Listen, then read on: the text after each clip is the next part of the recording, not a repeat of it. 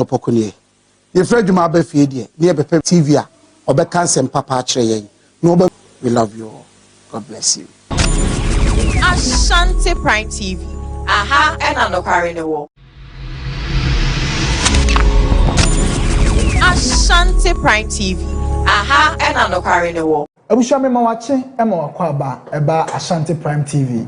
Jumedi a yatu ni din anopa tutu so. Abusha a morning show jumedi a de brel. Aha ne yeka Ghana nsem, yeka amanyosem, yeka school sem, yeka akwani ebedie ho nsem, yeka mrahye bedwam, yeka akwantempo ho nsem so, yeka yaresabia ho nsem. Aha ne yeka Ghana ho nsem nyina. No kre wom, dia no kre nim, baby antro ne da ye the evidence any fact ebe kama bom aya analysis ama wa obeti ase. Aha Ashanti Prime TV. Jumedi a yatu ni din anopa tutu. Abusha me na me di jumedi ho chia me. Ye fa me Sam ba Ike. Jebre neti anopa tutu abra no pa nonum ekosi se nondu ebebo no morning show sonkwa Ghana ina etie anopa tutu abushan for aha Ashanti Prime TV na wonim say ye ka say Ashanti Prime TV dia na che say aha na no kre no ewo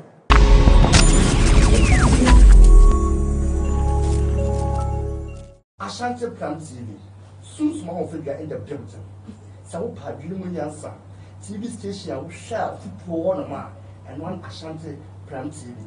Watch, don't sleep, don't be quiet, go and watch. You will feel good. I love you so much. Soon small of it, Ghana of it. Ashanti Prime TV. Aha, and Anokwari ne wo. Yedi nkomo ewo ya fiefiem. Nkwankwan ni ase. Ye dem ene empo yesukum. Saa nkomodie we ne yede ba TV so. Na ya ba be di nkomo. To show way any direction bia eye nkomo na yedi eye asem ana ye ka ye ekoso ewa abrabom ebe kan politics kakra ebe kan religion kakra ebe kan entertainment kakra any dey akanyina e wose ye so ye nyumtuni so what talent bia ye be from na ye tumi any wedding nkomo ne aba so e dey aka ho jumadi ye ami bo ho da ru akyerewe eye the pot show eye social discussion ya babehwe nia ya tackle societal problems challenges nipa ewo masitinem. What show is a public discussion space for social challenges, a platform that gives voices to everyone. I mean everyone, right? Na yendi ni din komo na sa session bi a matino din wachiku ho no eho mebusa won sama wani na so say mebusa eho ana be expose eho ana be kire say wachiku ho enti kame ho na hwe me solo base na ndi jumadi we efia da bia 5 p.m. Ashanti Prime TV. Ashanti Prime TV. Aha na nakware no wo the show me no mienu nkomodi that's Ashanti Prime TV. Aha, and Anokwari ne wo. Asante eyo mine ne senti na Ashanti Prime TV edi dwumedie nwaso sonko bi eba so ne ato ne din say Spotlight Hub any trending issue eyo me mosomfo Genial Diamond and am di dwumedie eba somo ejada bia ene wokuada bia 5 p.m. to 6 p.m. na dwumedie hihye so butu so ye up and coming musician, actor, actress, empo social media influencer. Don't hear any say obefa number na e chego screen nase no. Friend, nani endin sa wasway. No be yedachi enstroma. Spotlight Hub jumedie yisudie. Still release interview na se ehemu mpo a obetu. Ashanti Prime TV. Aha, ena ne kre no. Ewo.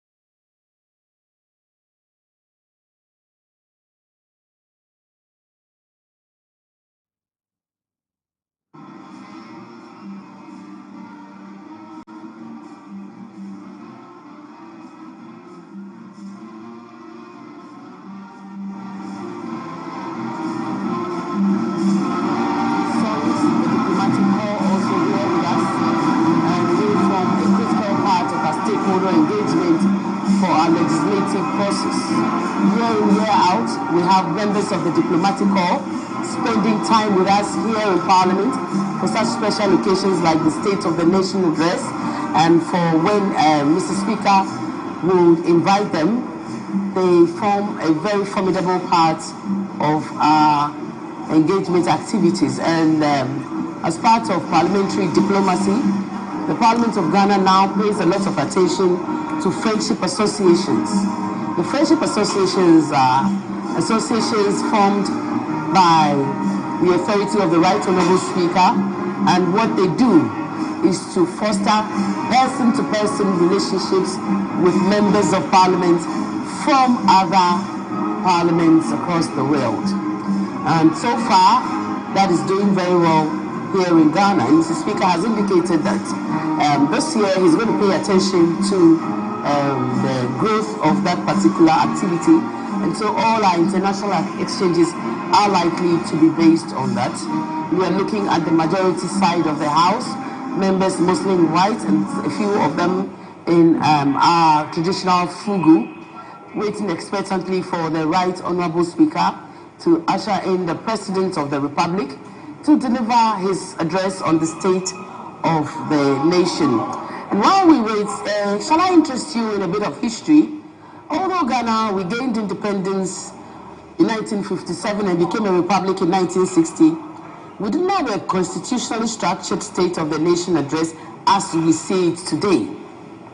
What used to happen was that we had presidential addresses that were delivered but were not formally institutionalized under like a democratic parliamentary framework as we are seeing today.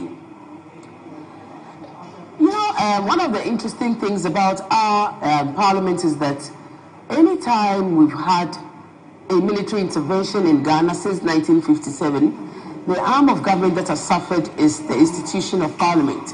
And so while you have a nation that is 69 going on 70, you have a parliament that is just a little over 30 years old. From 1966 to 1992, we had a very interesting history, which I think is worthy of mention. And you look at periods like the NRC, SNC, AFRC, and PNDC, you find that formal annual State of the Nation addresses to Parliament, they did not occur because the Parliament itself was dissolved and not much was done during that period. But thank God for 1992 Constitution, which ushered in the Fourth Republic. Oh, that is the Chief of Staff, Julius Debra, who just was in our short. So as I was saying, the Fourth Republican Parliament was inaugurated on the 7th of January 1993. And we are proud to say that from there till now, we've had uninterrupted parliamentary democracy. So the modern solar tradition began in 1993, like I said, with President Jerry John Rawlings, the first president of the Fourth Republic. And this followed the return to constitutional rule in 1992. Since that time, every president under the Fourth Republic has had the opportunity to speak to Parliament on the state of our beautiful nation. So Jerry Rawlings did his from 1993 to 2001, and then you had John Ejekum Kufuor taking over the mantle from 2001 to 2009, serving 2 terms. Then you have Professor John Evans Satamis from 2009 to 2012, serving 1 term. Then our very own President John Dramani Mahama from 2012 to 2017. And the case of Mahama is very to us. He was first and foremost a member of Parliament, and we claim him as the person that followed after his presidency is also a former member of Parliament, Nana Addo Dankwa Akufo-Addo, and he served from 2017 to 2025. And he was a member of Parliament before, and he served on committees like Foreign Affairs and Constitutional and Legal. And of course, President John Dramani Mahama, being a communications expert, served mostly in the communications group, and he contributed a lot to change.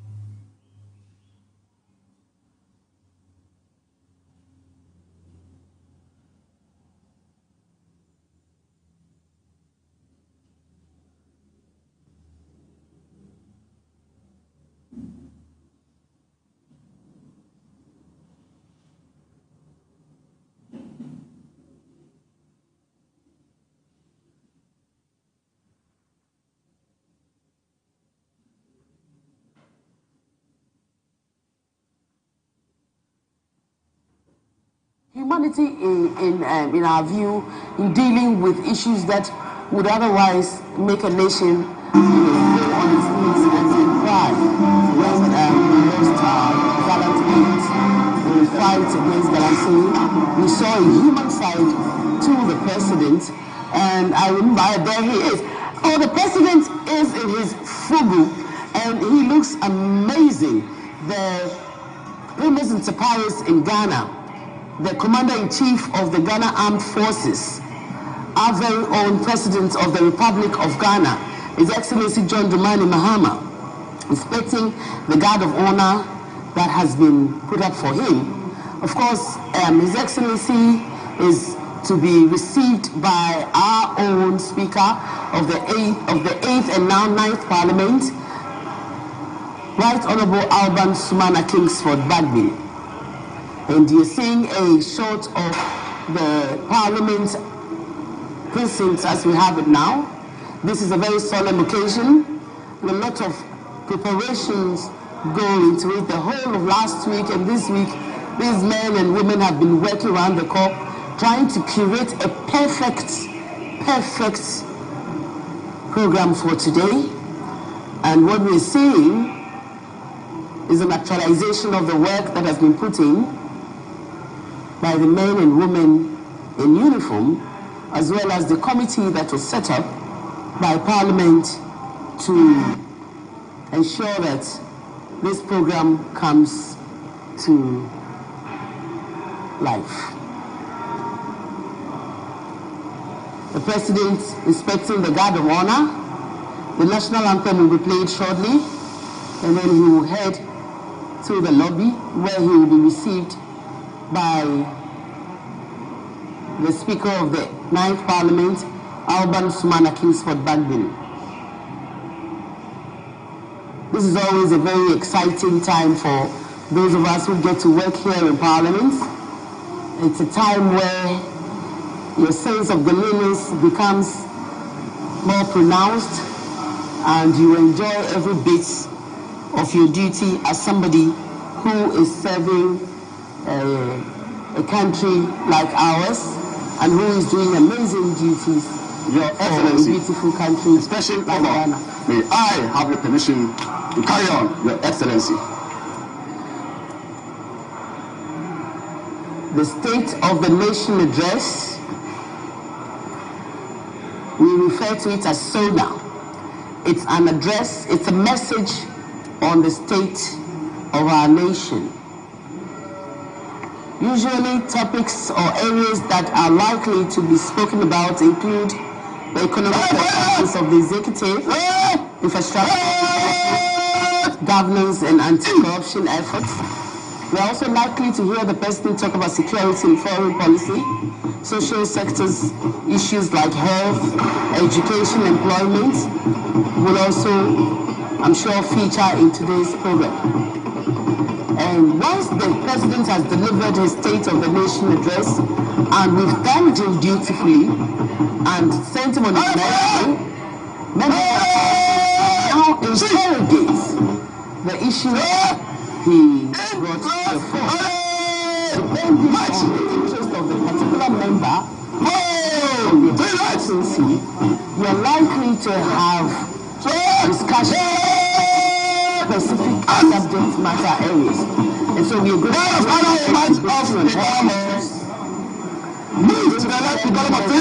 debating economy. We are going to hear members debating on issues that affect Parliament, the nation, and all that concerns the Republic of Ghana. You are still watching GH Parliament Live. We are also on all our social media handles, and we will not just be bringing you the President's address, we'll also be bringing you insightful conversations as we go along, and that's the procession led by the Marshal, who is the Sergeant at Arms in Parliament, Fred Bauer, Wing Commander Fred Bauer, retired, and with him are members of the Table Office, led by the Clerk to Parliament, Ebenezer Ahuma Jitro. The Right Honourable Speaker is also there. The Majority Leader, the Honourable Mahama Yariga, is also in Mr. Speaker's entourage. The minority leader, Osahin Afenimakin, is also a member of Speaker's delegation to receive the Right Honorable Speaker, the President of the Republic of Ghana. I think I've spent too much time in the legislature.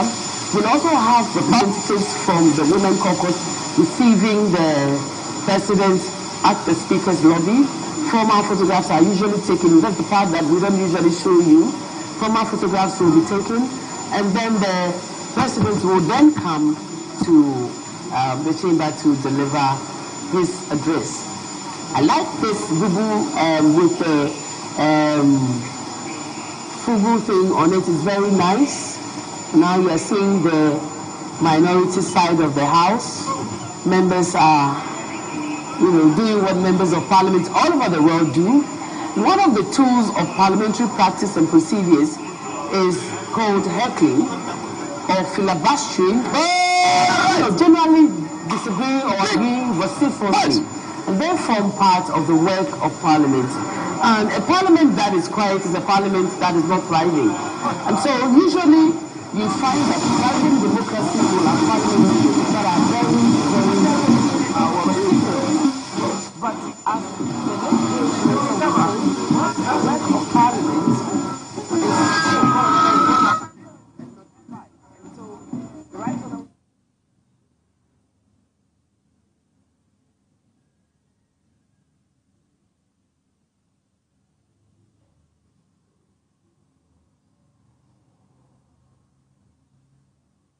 Parliament usually happens based on votes and proceedings if consensus is not reached.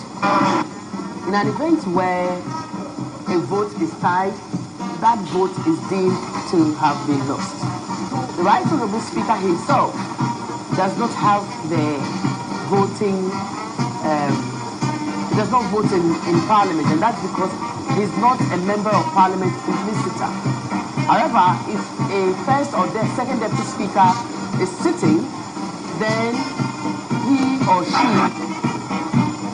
has an opportunity to vote if they so desire.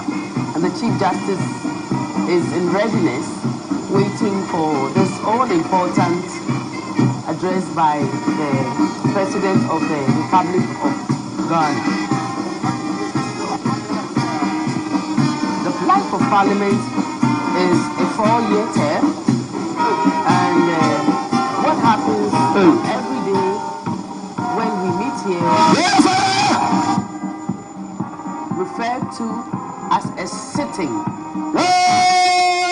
Now various sittings become a meeting. Meetings in which is referred to in Parliament as a session. And we have 4 sessions in a Parliament.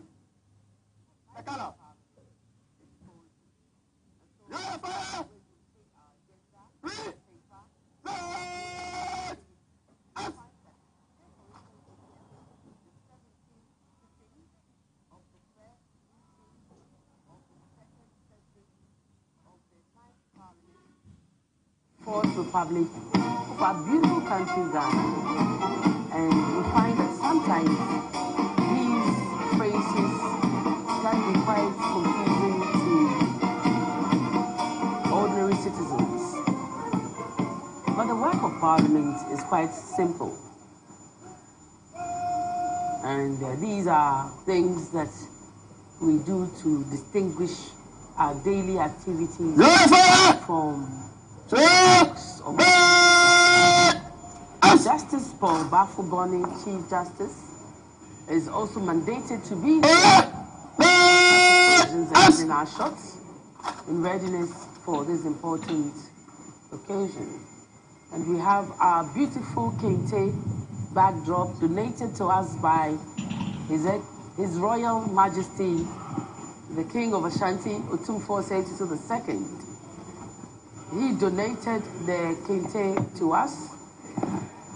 Professor Kingsley Nyaku, in our shots at the moment, experienced member of Parliament and a lecturer. Pull out the other officer.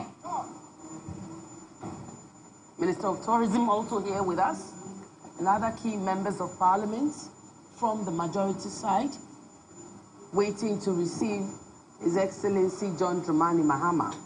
And at this point, I can assure you that the staff are all over rushing to make sure that everything is working with precision. Activities are created to ensure a minute-by-minute execution of preparations that would have gone on for months.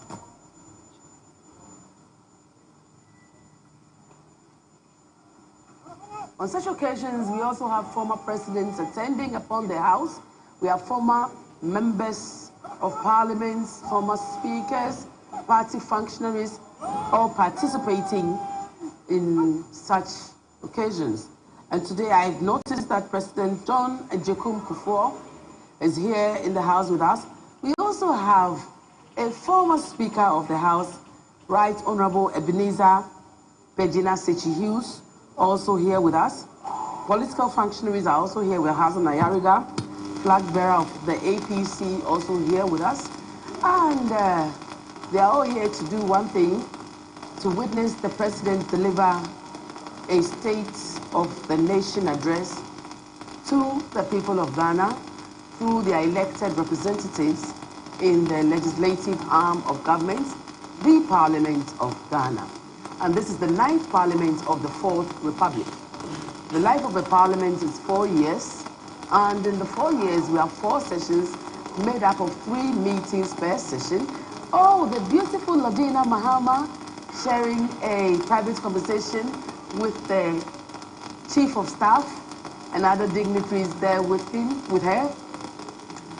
The First Lady traditionally accompanies the President of the land to the State of the Nation address and other special occasions when there is there is the opportunity to do that.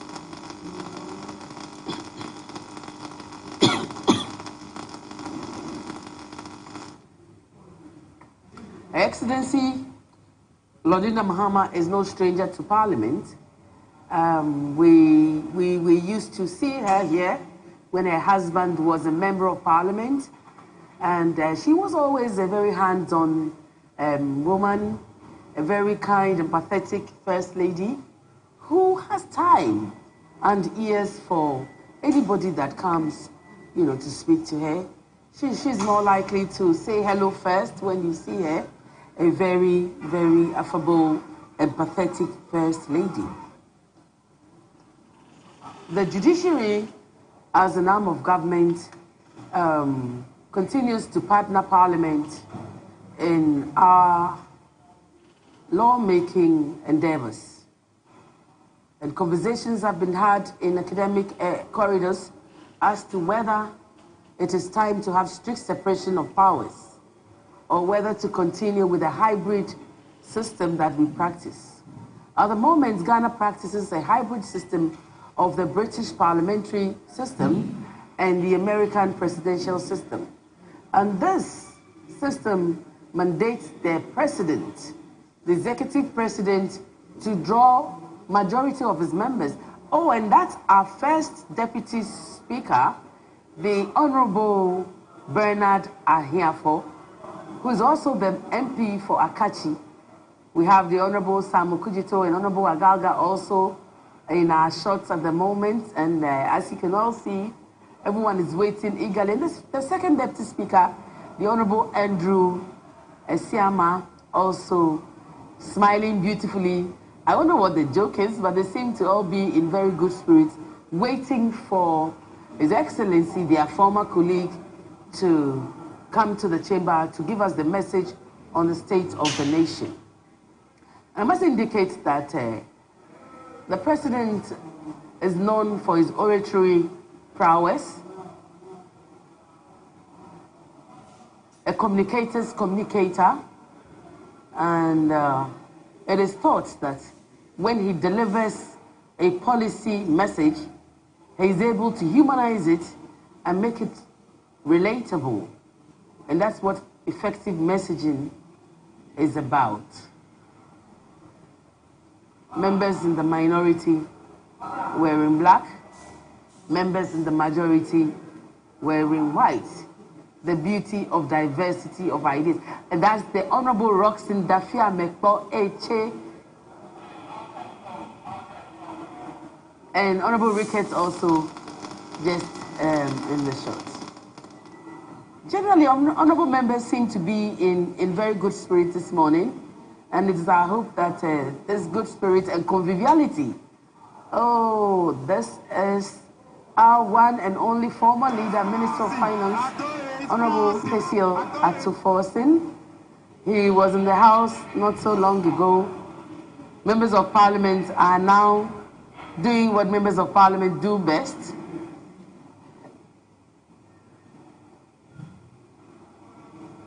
Agreeing to disagree in very friendly terms.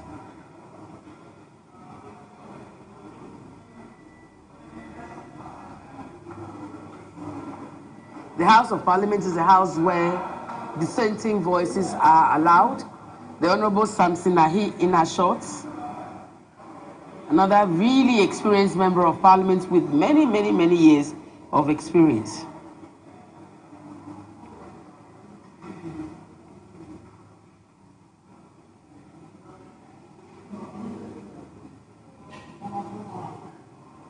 Oh.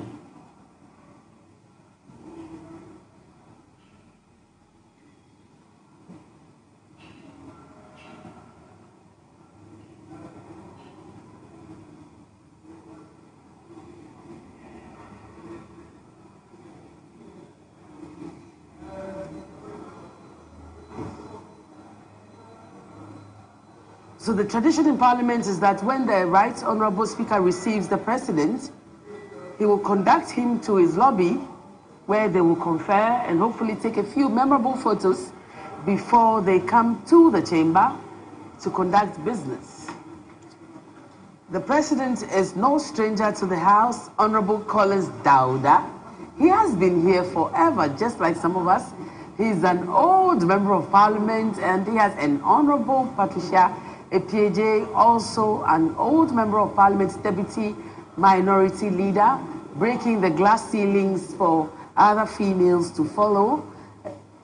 A very hard-working Deputy Leader, compliments her leader beautifully.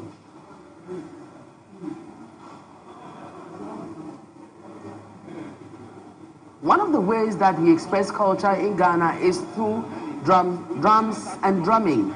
And so when the President gets to come and speak to us, we bring out our Ghanaian President John Ajekum Kufuor in our shots at the moment. The President, referred to generally as the gentle giant, he usually would come to our event anytime we invite him. He has contributed to the Fourth Republican democracy, and like all the presidents that's gone before him, Ghana is lucky to have had presidents like him. Ghana is fortunate to have President John Dramani Mahama, and that's our Attorney General in our shot, the Honorable Ayini, and Honorable Bejira also in our shot, wearing his boo-boo and waiting for the President to come.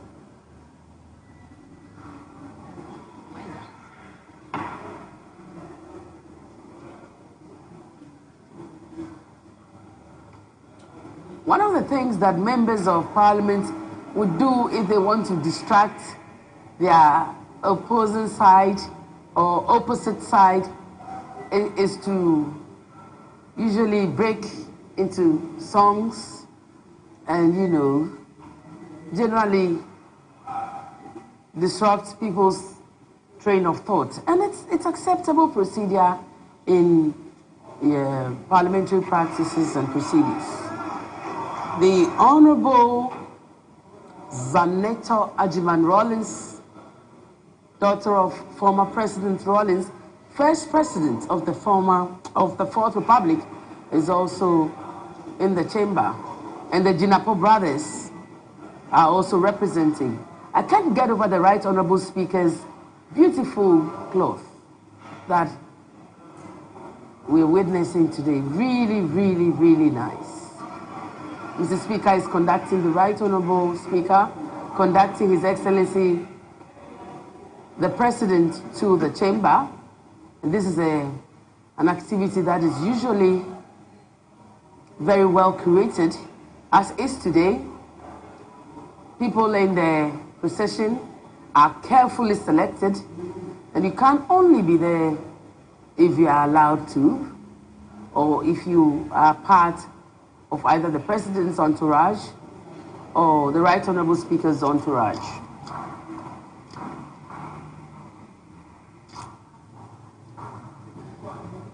Oh, this is sombering. A sombering thought just occurred to me. On an occasion like this, we would have had the late former president, and like I said, the talking drums.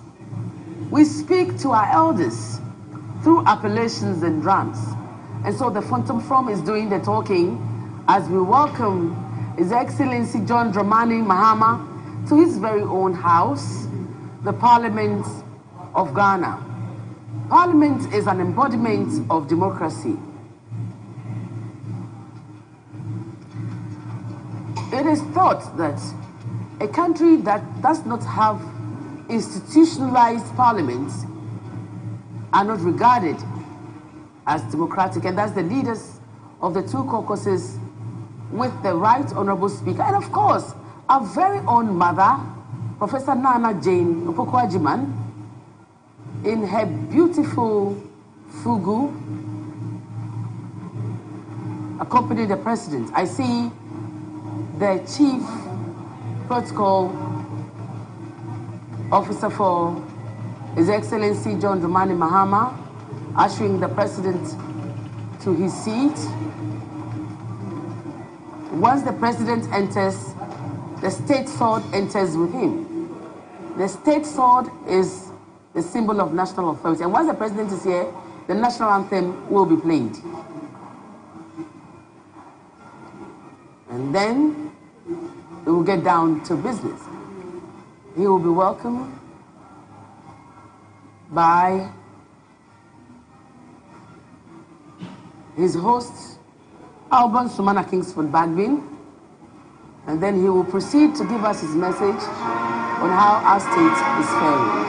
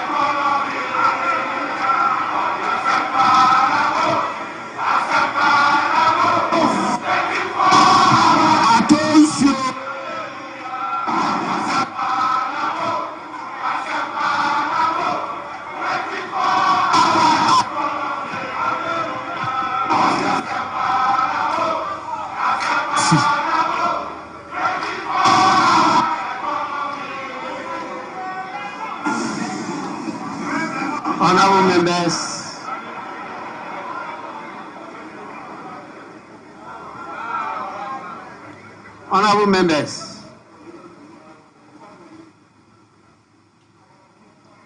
this is the Chamber of Parliament.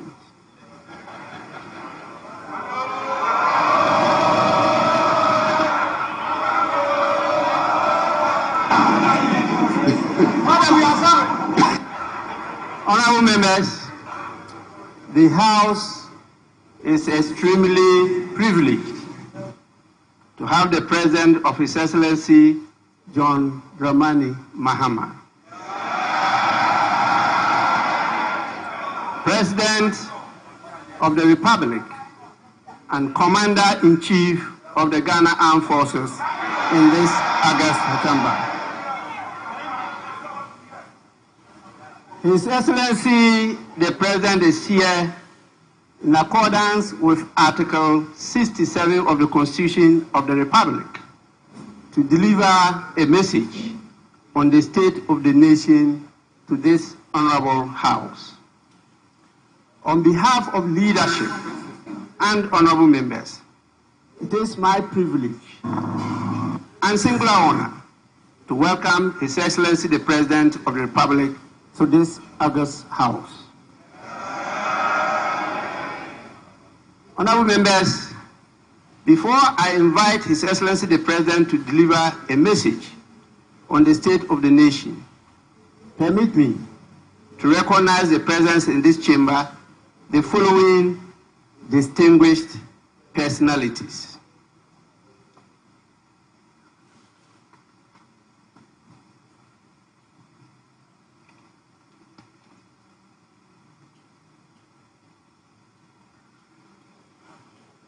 Honorable members, we are blessed with the presence of not only His Excellency the President of the Republic of Ghana, but also his spouse, the First Lady, Her Excellency Lordina Mahama.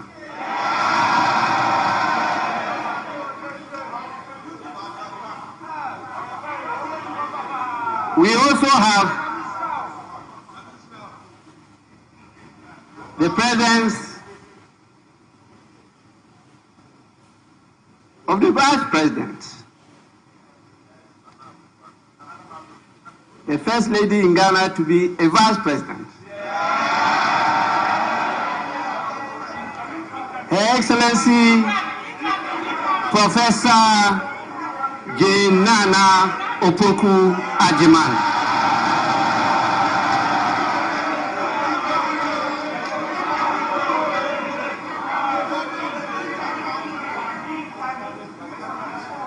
We have His Lordship, the Chief Justice, Justice Paul Kwadwo Bafuboni.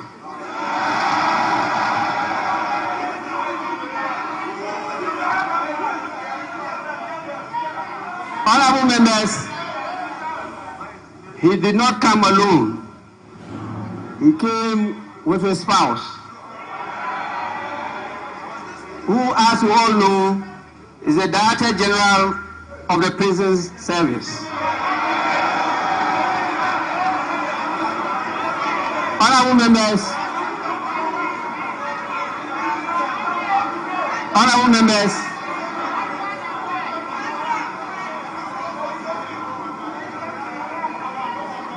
honorable members, I'm talking about Mrs. Patience Bafuboni.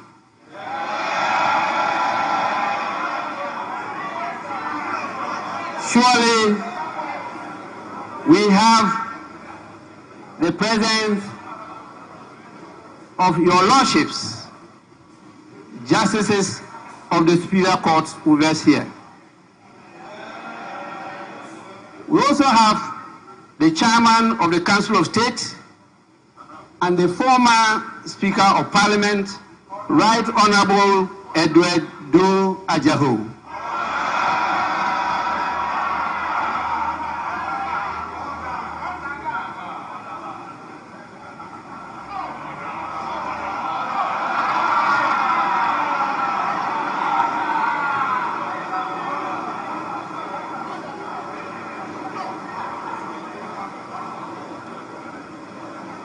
We have the presence of the former president, His Excellency John Agyekum Kufuor.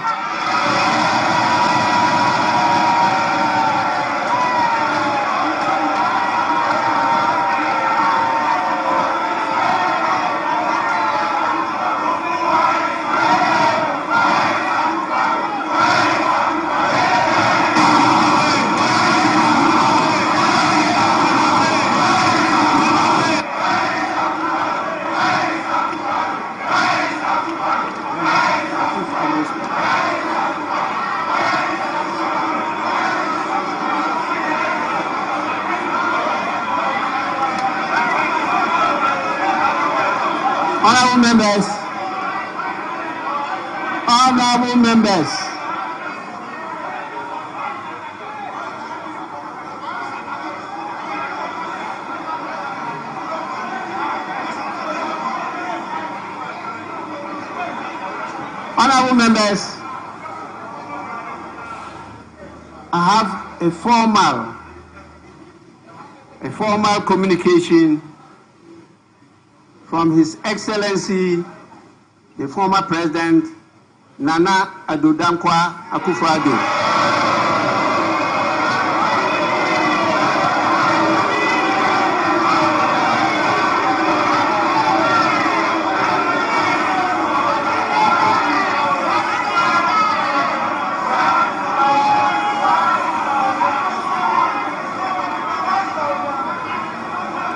He expresses his gratitude to the invitation for him to be here.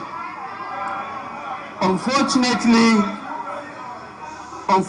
for good reason, he is not able to attend this occasion. It's a lie. Honorable members, he, however, extends his best wishes to you and to His Excellency the President on this occasion.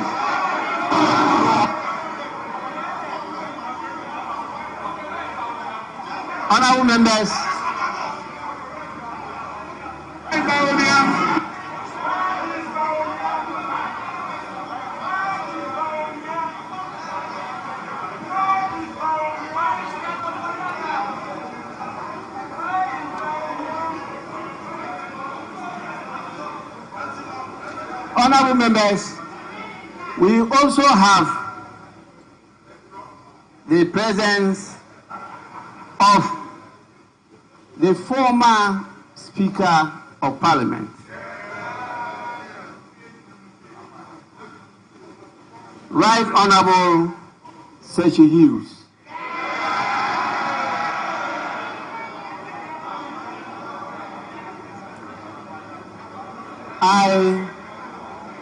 I know that a lot of you are young, so you may not recollect some of these people.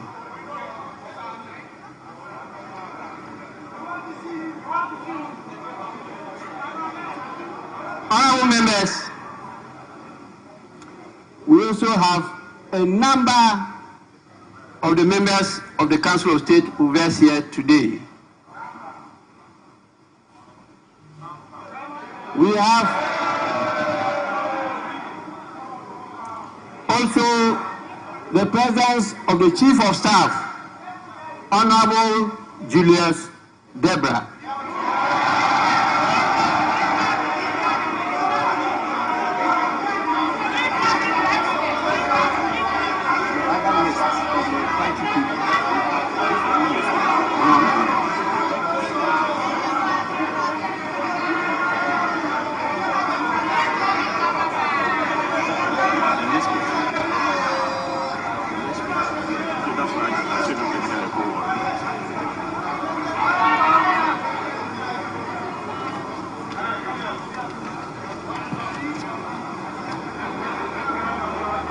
Honorable members, we have with us the former Speaker of Parliament, the Right Honorable Mike Aaron Okoye. We have the National Chairman of the National Democratic Congress,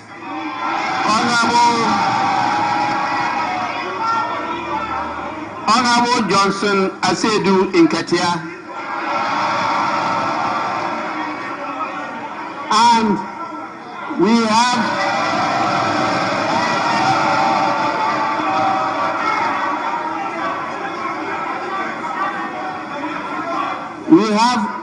the acting National Chairman of the New Patriotic Party, Mr. Dankwa Smith Bute. Honorable members, we we have the General Secretary of the National Democratic Congress, Mr. Fifi Fievi Kweti. And we have the General Secretary of the New Patriotic Party, Mr. Justin Frimpong Kodia. For sure, we have, as usual,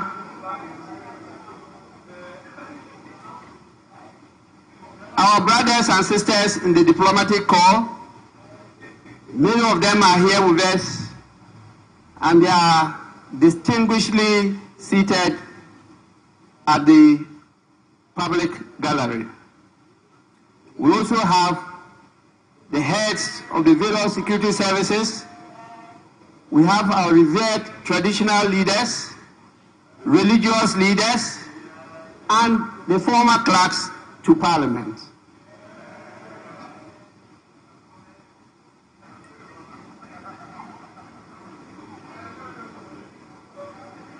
Honorable members, on your behalf, I warmly welcome all of them to the House.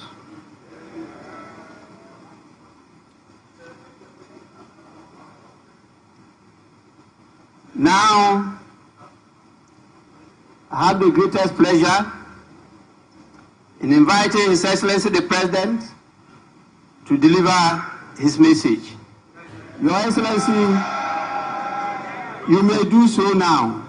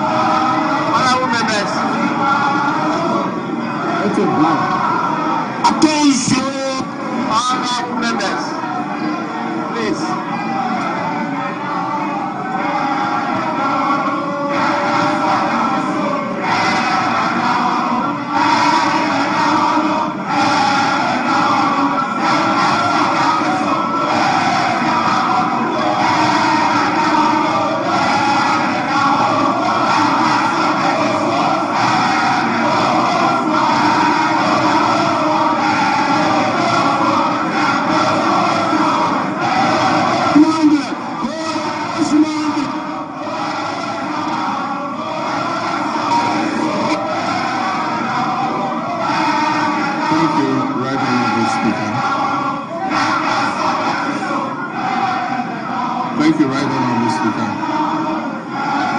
Honorable members of this August House, Your Excellency, the Vice President, Jane Nana Okokwajiman, Your Lordship, the Chief Justice, the good people of Ghana, friends of the media, ladies and gentlemen, and let me proceed on the protocol so well established by the Speaker and say, distinguished guests, ladies and gentlemen. It is both a profound honor and a constitutional duty to appear before this August House to deliver a message on the state of the nation as required by Article 67 of our Constitution.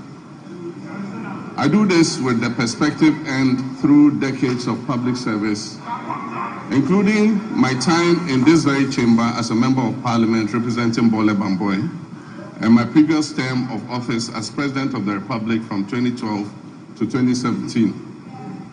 My journey in public service, like that of our nation, has not followed a straight path. It has been marked by periods of steady progress and then by setbacks and by determined recovery.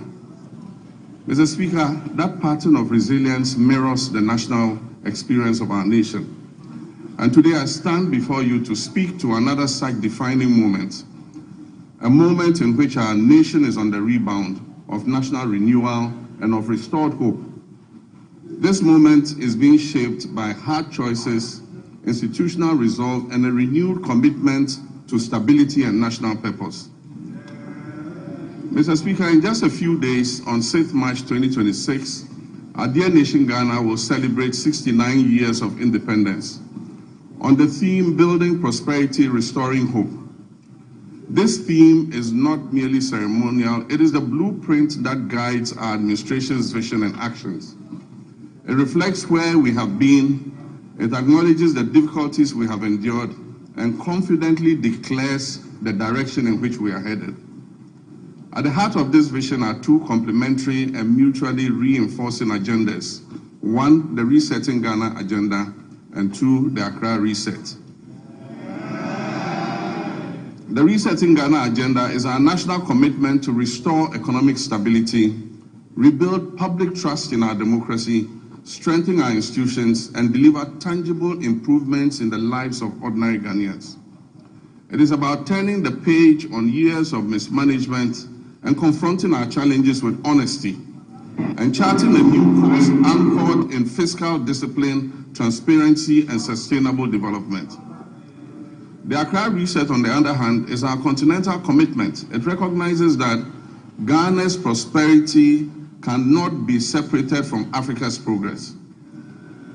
It calls for a fundamental shift in how African nations relate to one another and to the world, from dependence to self-reliance, from fragmentation to integration, and from reactive postures to strategic leadership. Mr. Speaker, these two agendas are deeply interlinked because we cannot build lasting prosperity at home without contributing to stability and growth across our continent. Equally, we cannot lead effectively on the continental stage if our own house is not in order. Together, these frameworks demonstrate our determination to restore hope, not merely as a promise, but as a lived reality of Ghanaians and Africans alike. As we build on the foundation laid in 2025, the first year of my return to the presidency, we do so with clarity of purpose, unity of action, and confidence in our ability to deliver a future worthy of our people's sacrifice and their aspirations. Mr. Speaker, this moment of national renewal unfolds against the backdrop of a world in profound flux. The global order we once knew is being rapidly reshaped, and the so-called rule-based international system endures only as long as it protects the advantages of those who designed it. Once emerging nations like ours begin to operate within those same rules to rebalance power, the very architects of that order prove willing to relax their commitments. Ghana, like many nations, has learned this hard truth. We cannot respond to this new reality with fragmentation, hesitation, or continued dependence. History has long taught us that resilience and prosperity will not be handed to us. They must be built deliberately through cooperation, self-belief, and strategic alignment. This era ahead demands that Africa must move from a posture of dependence to one of collective self-reliance. Mr. Speaker, it is in this spirit that Ghana has sought to play a convening and catalytic role on the continent. In the middle of last year, our capital, Accra, hosted African heads of state, policymakers, and development partners for a landmark health sovereignty summit. Together, we charted a new roadmap for healthcare financing and collaboration among African nations. And that message was clear. Africa must take ownership of its health security, pool its resources, deepen collaboration, and design financing solutions that reflect our realities rather than external prescriptions. Strong economies require healthy populations, and health sovereignty is inseparable from economic sovereignty. The same logic applies to trade, industry, and economic growth. Africa's future lies in dismantling our artificial borders, removing bottlenecks that stifle commerce, and fully activating a common market that allows our goods, services, and capital and ideas to move freely across the continent. No single African country, no matter how well endowed, can thrive alone in this new global environment. Rather, when we work together, our combined markets, our youthful populations, our natural resources, and our creativity will constitute one of the greatest economic opportunities of this century. Africa must summon the courage to shape its own destiny, building genuine sovereignty across Africa. The Global South requires a deliberate and disciplined plan, one that begins with unlocking the immense human and creative potential of our young people, strengthening regional value chains to add value to what we produce, mobilizing domestic capital to finance our own development, and speaking with a single, coordinated, and confident voice in global affairs. Mr. Speaker, this is how Africa can move from promise to power, from participation to leadership, and from dependence to self-reliance. The path forward is clear. Africa must rise with confidence, unity, and purpose. And Ghana stands ready not only to rebuild at home, but also to work hand in hand with our African brothers and sisters to shape a future that is defined by shared strength, dignity, and prosperity. Mr. Speaker, we are resolved here in Ghana to operate with our eyes open, to protect our sovereignty, and to design policies that place our people first. We'll continue to engage with the world, but on terms that reflect our interests. We will uphold global norms, but we will not outsource our judgment. And we will build resilience at home so that shifts in external power do not translate into hardship for our citizens. Mr. Speaker, when I last came before this House, I spoke candidly about the depth of the challenges we had inherited across all facets of our nation. Mr. Speaker, nowhere was this national malaise more evident than in the economic sector. We inherited an economy in severe crisis, burdened by unsustainable debt, high inflation, a rapidly depreciating currency, and an escalating cost of living crisis that had left our citizens reeling from unimaginable hardship caused by years of general imprudence and reckless management of the economy. Mr. Speaker, I was clear from the outset that recovery would not come easily. But I was also clear that I'll stop at nothing to turn this situation around and bring relief to Ghanaians. I promised then that just as I have confronted and overcome crisis in the past, I'll reset our economy and return us to a path of growth, progress, and development.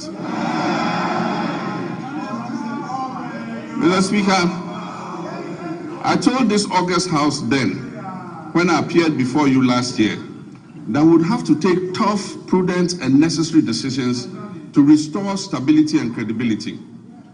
Today, Mr. Speaker, I can say to you with confidence, Ghana is back. Ghana is working again. And Ghana is open for business. The fundamentals are improving, and the path to sustained acceleration is very clear to everyone. From the outset, we resolved to choose discipline over waste, reform over excuses, and stability over speculation. As a responsible government, our first order of business was to halt the economic hemorrhaging and restore order to our public finances. We tightened expenditure and commitment controls. We improved payables reporting and conducted a comprehensive audit of 2024 commitments to restore credibility and discipline. Mr. Speaker, these measures have begun to deliver some of the most remarkable economic outcomes in decades. Mr. Speaker, as we approach the celebration of our 69th independence anniversary, we do so not only with pride in our past, but also with renewed hope for our future. We are building prosperity through sound policy, responsible governance, and inclusive growth. We are restoring hope by delivering on our promises and proving that good leadership makes a measurable difference in our people's lives. The Resetting Ghana agenda is working. The Accra Reset is gaining momentum. And together they are laying the foundation for a stronger, more resilient, and more prosperous Ghana. Mr. Speaker, our nation is on the runway. It is in takeoff mode. And you are all advised to fasten your seat belts.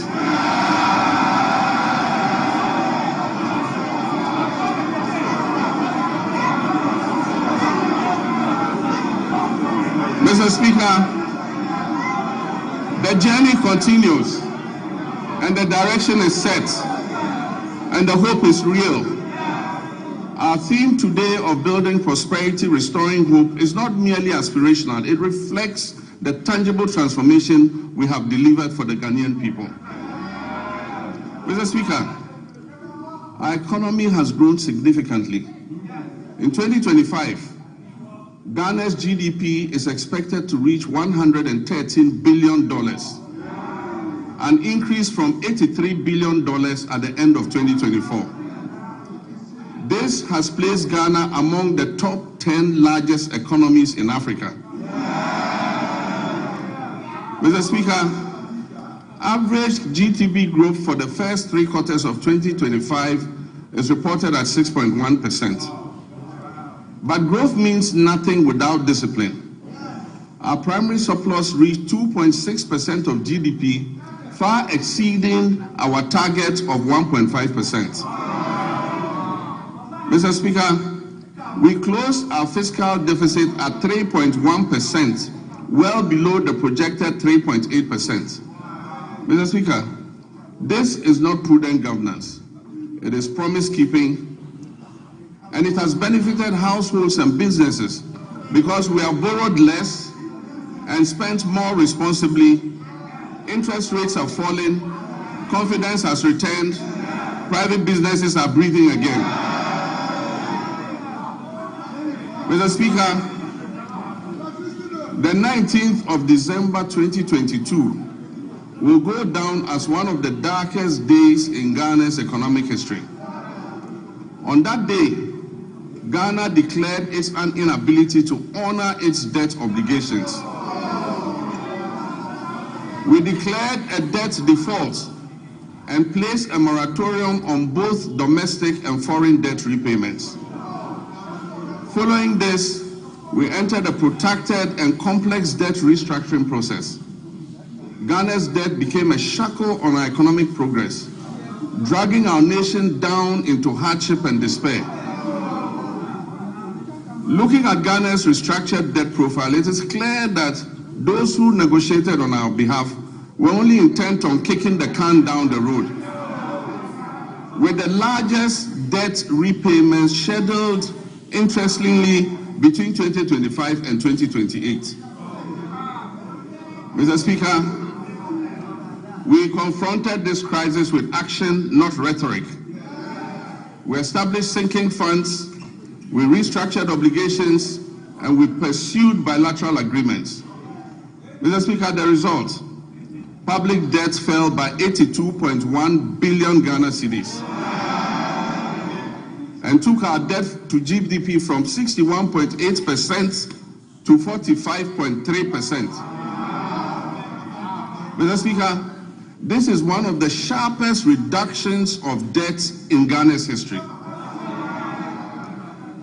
Mr. Speaker, just this year, after the New Year celebration on January 2nd, when people were still recovering from hangovers, we settled a US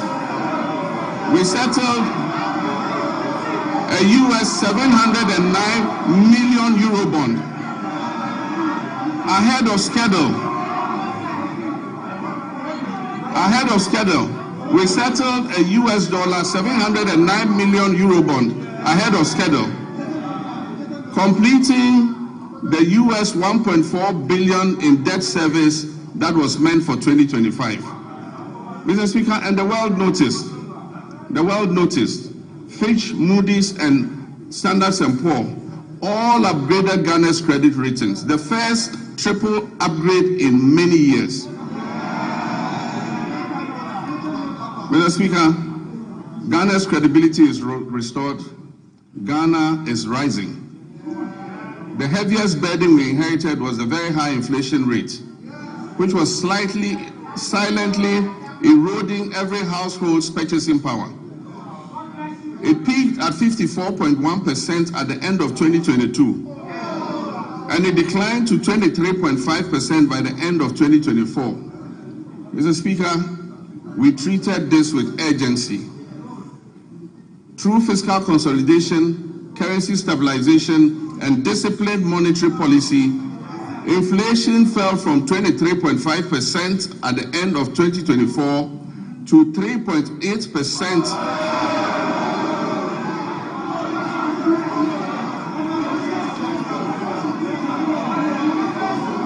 Mr. Speaker, inflation fell from 23.5% at the end of 2024 to 3.8% over 13 consecutive months by January 2026.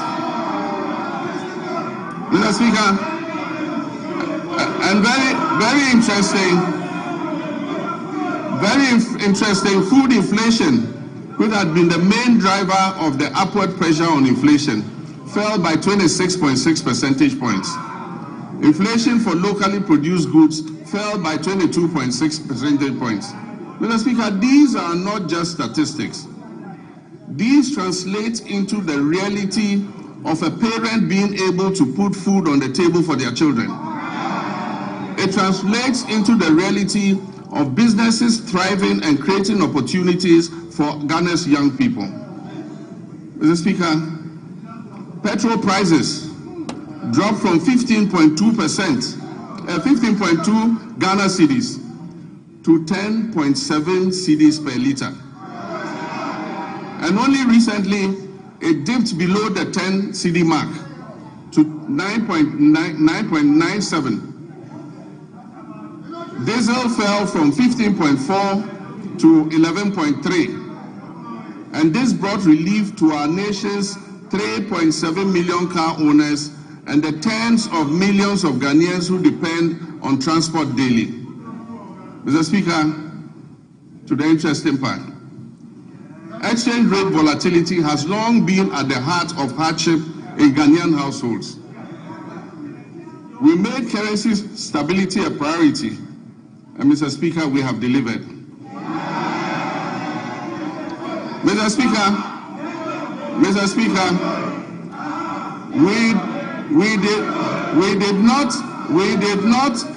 we did not arrest the dollar. We strengthened the cedi to put up a good fight against the other currencies.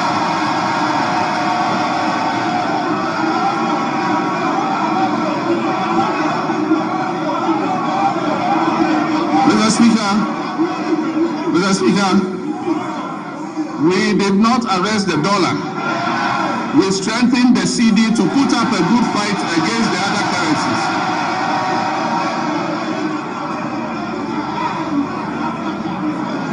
And I'm pleased to report to this House that the cedi appreciated by 40.7% against the US dollar and by 30.9% against the British pound and by 24% against the euro. Mr. Speaker, Ghana's economic turnaround is broad-based and comprehensive. All sectors of the Ghanaian economy have witnessed remarkable improvement in our first year in office. And most importantly, Ghana's economy has surpassed the 100 billion mark for the first time. And as I said, it is projected to place Ghana among the top 10 largest economies in Africa. Mr. Speaker, our reserves currently stand at $13.8 billion from $8.9 billion at the end of 2024. This covers 5.7 months of import. A key driver of this development has been the establishment of the Ghana Gold Board. By formalizing gold exports, we have reduced smuggling, We have increased recorded exports in the artisanal and small-scale mining sector from 63.6 tons to 103 tons. And we've channeled that foreign exchange into our economy. Mr. Speaker, when the cedi stabilizes, imported inflation falls, businesses can plan better, and household incomes improve.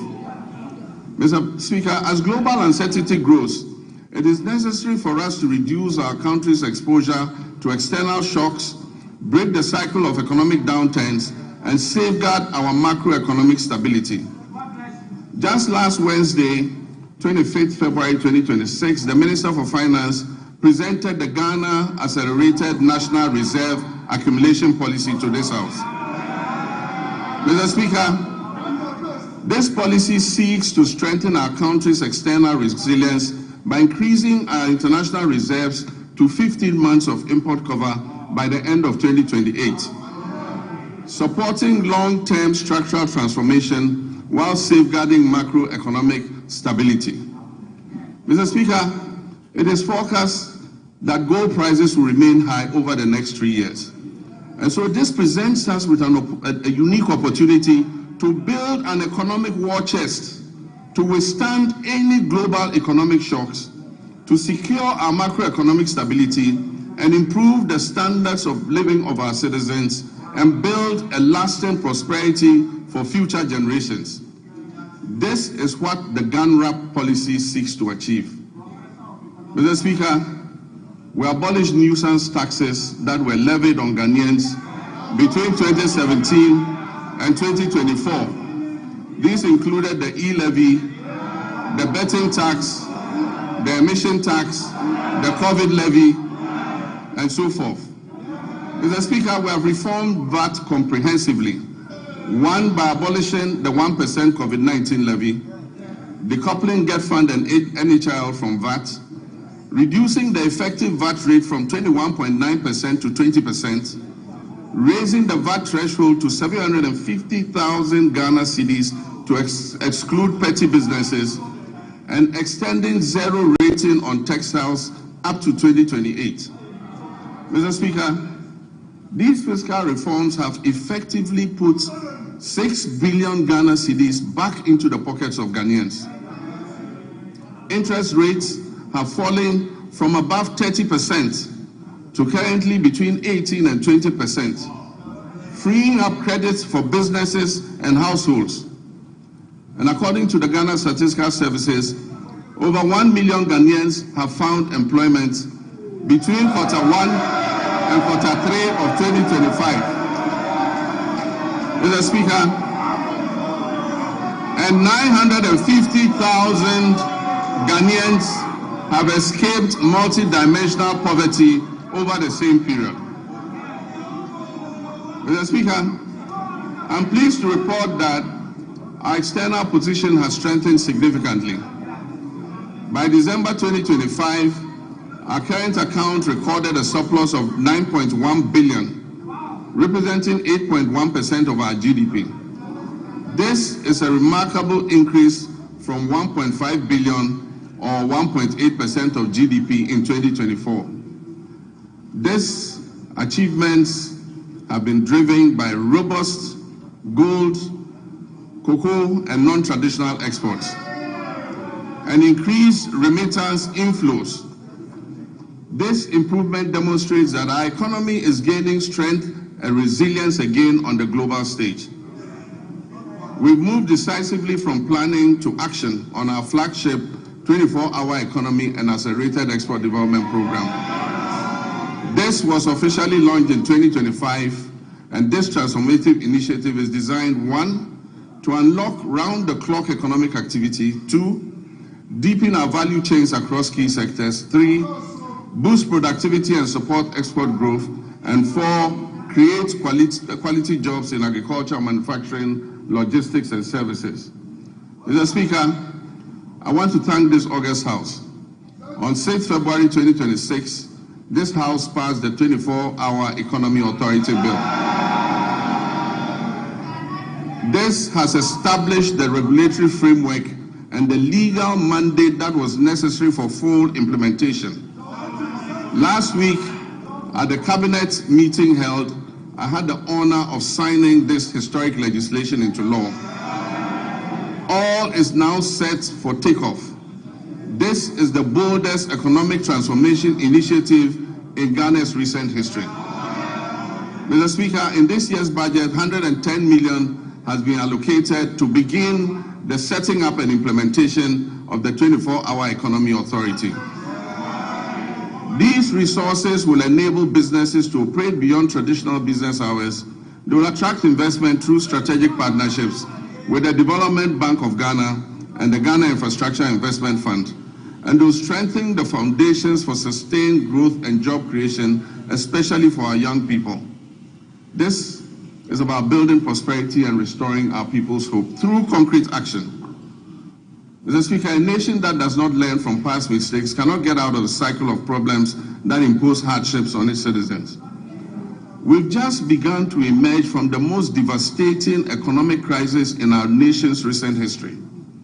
This crisis was triggered by general financial indiscipline, huge deficits, and massive debts that were occasioned by persistent and unbudgeted expenditure to meet the ends of convenient politicking. In the last week, we have had to take the painful but necessary decision to revise the producer price of cocoa to achieve competitive pricing and resolve the acute liquidity challenges in the sector. Mr. Speaker, failure to do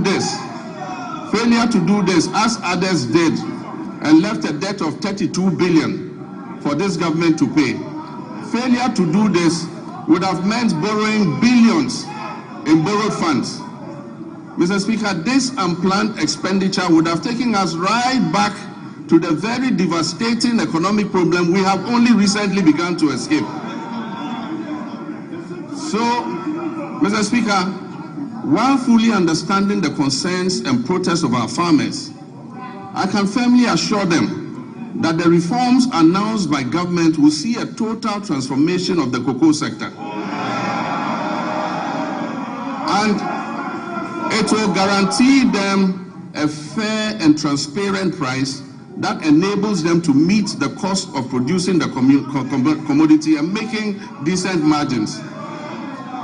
Mr. Speaker, the difference between economic hardship and avoiding the same is the exercise of sound economic judgment. And I'm determined to take decisions that ensure our collective well-being and avoid the suffering of all our citizens. These are difficult decisions to take, but Mr. Speaker, I had to take them. Mr. Speaker, we are bringing legislation to this House to tighten our procurement processes by banning sole source contracts, except in exceptional circumstances. We'll also bring legislation to this House to make it mandatory to seek Parliament's prior approval before any government asset or property is leased out or sold. This includes lands and state enterprises. Mr. Speaker, last Tuesday, I caused the Minister of Finance to lay before this House the Value for Money Office Bill. This is a landmark measure, a fulfillment of yet another campaign promise to the good people of Ghana. And this is designed to decisively end waste, inflated contracts, abandoned projects, and chronic cost overruns that have for far too long drained the public purse. All these measures are intended to improve public trust and accountability. Mr. Speaker, in January 2025, we inherited an energy sector on the brink of collapse that had been precipitated by a severe financial crisis. The sector was burdened with a staggering debt of 80 billion Ghana cedis, strengthening the operational viability of key power producers. The 500 million World Bank partial risk guarantee, a critical risk mitigation instrument that was established in 2015 during my first term to safeguard the nearly 8 billion of private sector investment that was put into the offshore Cape Trade Points field, had been fully drawn down and exhausted. due to prolonged non-payment for gas consumed. Mr. Speaker, at the distribution level, the Electricity Company of Ghana was plagued by high commercial and technical losses, collecting only 62% of the energy it purchased from generators and declaring less than 50% of its collection into the cash waterfall mechanism. Mr. Speaker, the result was severe liquidity shortfalls and power challenges throughout 2024.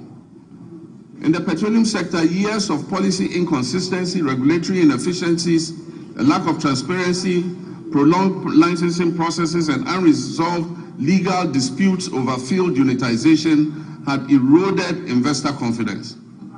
Consequently, crude oil production declined by approximately 32% between 2019 and 2024. It fell from 71.4 million barrels per day to 48.2 million barrels. Mr. Speaker, I'm pleased to announce that as of December 31st, 2025, government has fully repaid and restored the entire 500 million World Bank guarantee, including interest. This has reinstated the facility in full and reaffirmed Ghana's standing as a credible and reliable partner on the global stage. Mr. Speaker, I can also announce that we are paying for every gas we are consuming today. In addition, between January and December 2025, through carefully coordinated policy actions, the government settled all outstanding gas invoices that were owed to ENI and Vitol, amounting to approximately $500 million. And so Ghana is now fully up to date with its gas consumption obligations to the Sankofa partners.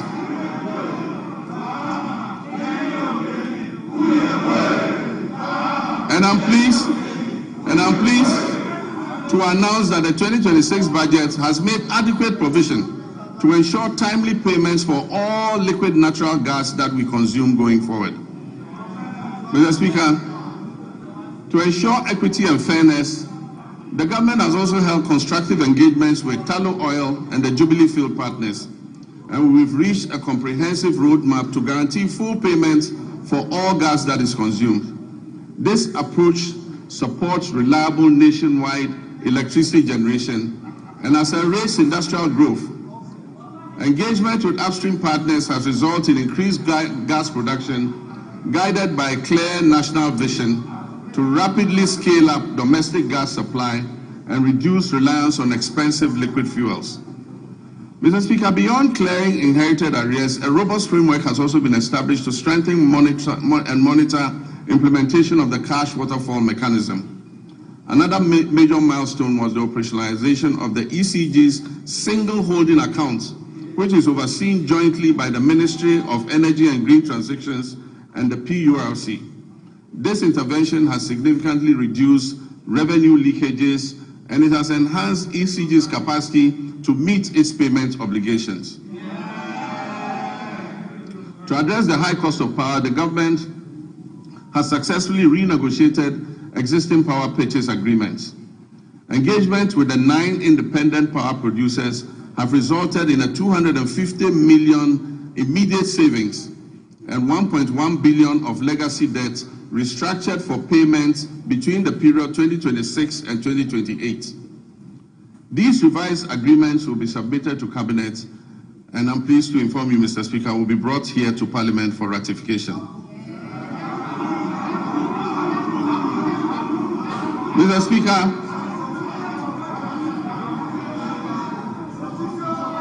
under the Rural Electrification Program, 200 out of the 400 targeted communities have been connected to the national grid, with a further 100 at various stages of completion. The national electricity access for Ghana today stands at 89.05. We are committed to ensuring that every Ghanaian has access to reliable, affordable electricity. It is worrying that the Electricity Company of Ghana continues to experience high power losses, with reports indicating that around 25% of generated power is lost. To address this phenomenon and anchor the gains we have made, Adopting private sector participation, particularly in billing and collection, is the most effective way to significantly reduce these losses. Cabinet has approved the multiple lease method for concessions in the distribution utilities, and work is ongoing to implement this critical reform. Mr. Speaker, the Bui Power Authority has completed an additional 50 megawatts of solar power. In the distributed solar sector, 30 megawatts was achieved through rooftop installations, bringing our total installed capacity to 250 megawatts of solar, and this represents 5% of renewable energy in our entire generation mix. A few months ago, I broke ground for a 200 megawatt solar power project at the Dawa Industrial Zone, with the first 100 megawatts scheduled for completion in December 2026. The Ministry of Energy and Green Transitions is constructing 35 mini-grids to serve 47 islands and lakeside communities in the Oti, Savannah, and Bono East regions. The ministry will also supply 12,000 new smart net meters from the end of the first quarter of this year, 2026. And under the off-grid solar home system for public institutions, delivery of materials for the first phase of 350 systems has commenced. It means that public institutions are going to be fitted with solar to reduce their power consumption. Mr. Speaker, as part of the last mile electrification effort to achieve 99.98% universal access by 2030, the ministry has mainstreamed mini-grids into the National Electrification Scheme. Consequently, a feasibility study for the Afram Plains North District was completed for 100 communities to receive solar power, bringing the total number of islands and lakeside communities in the Afram Plains North and South to 150 that are ready for mini-grid solar electrification. I'm pleased to announce that the African Development Bank has committed to providing $100 million to fund the construction of renewable energy-based mini-grids for these communities. Mr. Speaker, we've signed a memorandum of understanding with the Jubilee and Tenfield partners to commit another $2 billion to additional investment in the Jubilee field. This will include drilling up to 20 new wells, the first wells being drilled in more than 9 years. Mr. Speaker, there's a second memorandum of intent with the OCTP partners, that's ENI and Vitol, to commit 1.5 billion of additional investment in the OCTP field in the Cape 3 Points Block 4 contract area, among others. This agreement will significantly increase Ghana's oil and gas production, thereby enhancing energy security, domestic demand, and infrastructure development. Mr. Speaker, we're on course to revitalize the Ghana Cylinder Manufacturing Company through a strategic partnership with the National Petroleum Authority, Ghana Gas, and the Ghana Commercial Bank. This will boost production, ensure a steady supply of safe LPG cylinders, and strengthen local manufacturing. Mr. Speaker, I'm also pleased to announce to you that Tema Oil Refinery is back.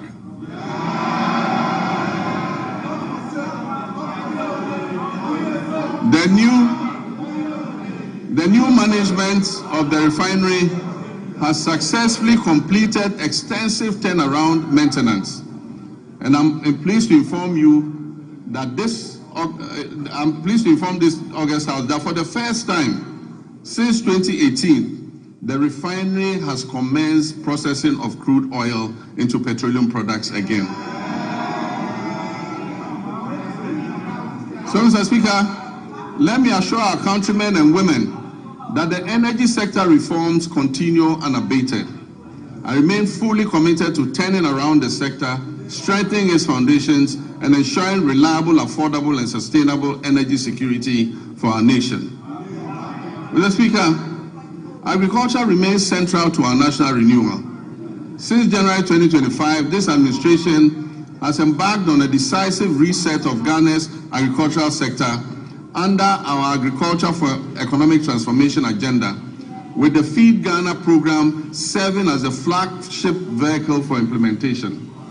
Our objective is clear: to restore food sovereignty, stabilize food prices, reduce import dependence, increase decent jobs, especially for youth, and reposition agric as a strategic growth sector under our 24-hour economy policy.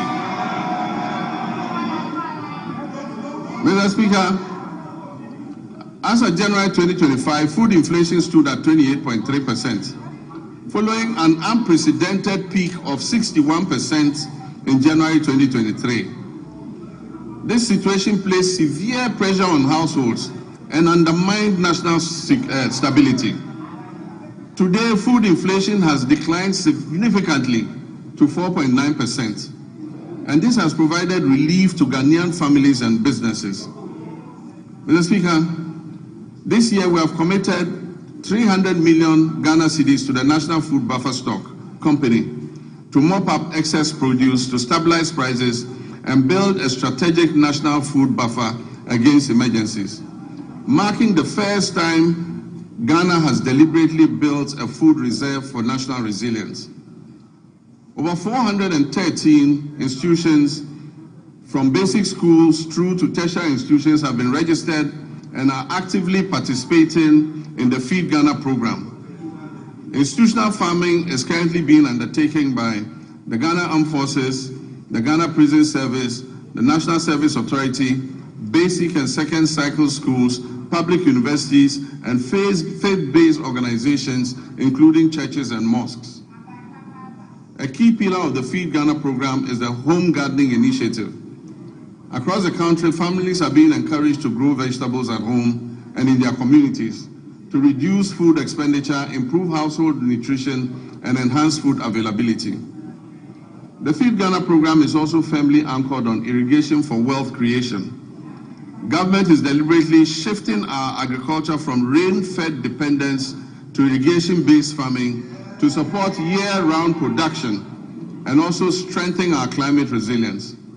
And so over the past months, processes have begun for the following interventions: the construction of 2 new mega dams, the rehabilitation of 8 existing irrigation dams, and the construction of 250 solar-powered boreholes for farming communities and schools across the Northern Belt and Brong-Ahafo regions. In addition, major irrigation schemes, including the Via, Weta, Tanoso, Bong, Ashaman, and Aveime, are undergoing rehabilitation, while new inland valleys covering over 1,300 hectares are being developed to expand rice production.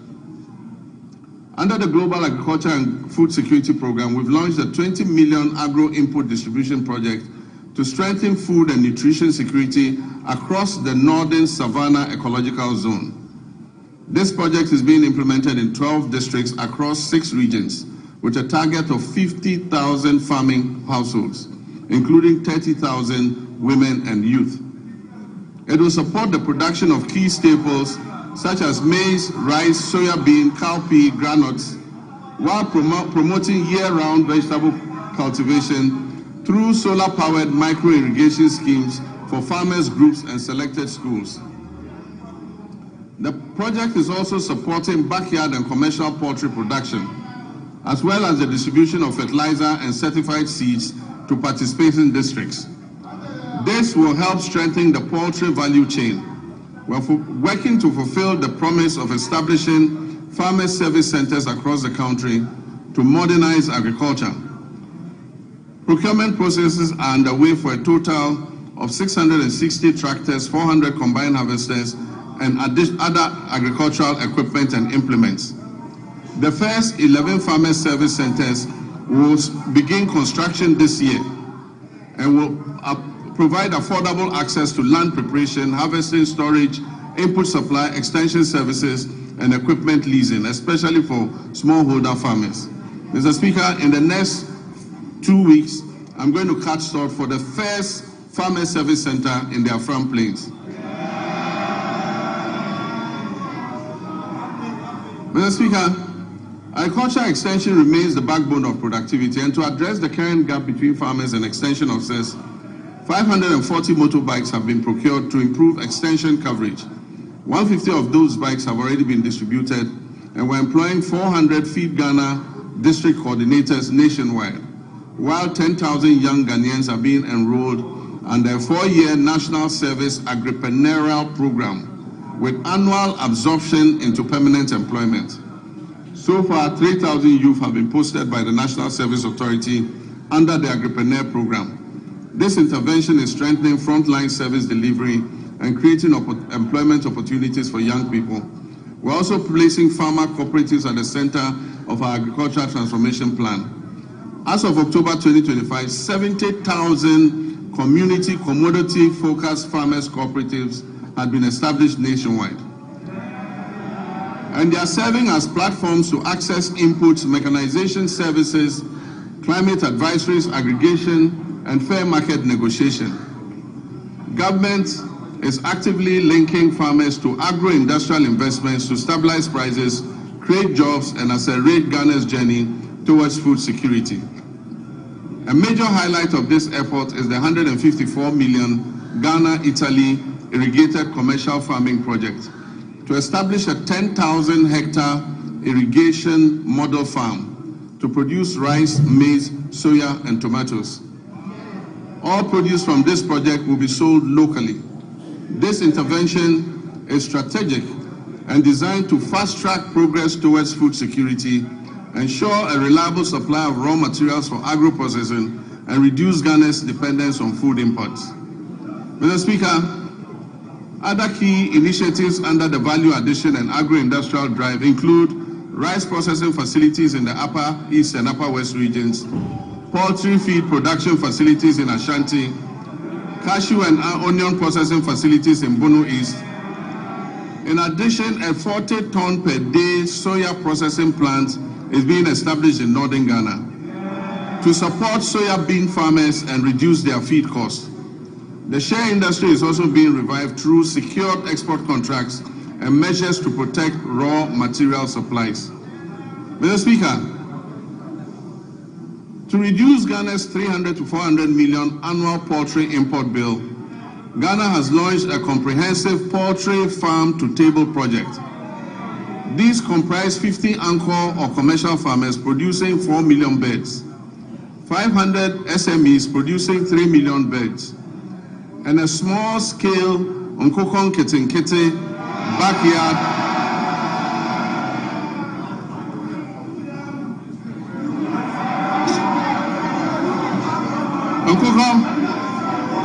and a small-scale Nkokon Kete backyard poultry program that is targeting 3 million birds nationwide, with emphasis on women and young children. Mr. Speaker, the Nkokon Kete program is underway as I speak,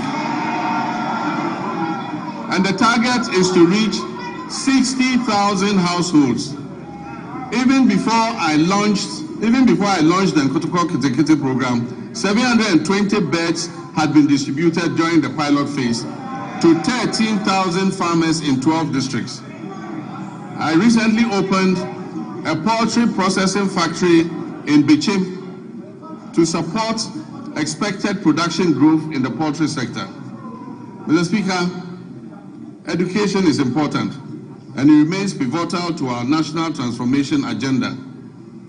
In this regard, the year 2025 was both eventful and momentous for Ghana's education sector. I'm pleased to report that all the flagship initiatives and commitments that were contained in our Reset Agenda Manifesto have been faithfully honored during the year under review.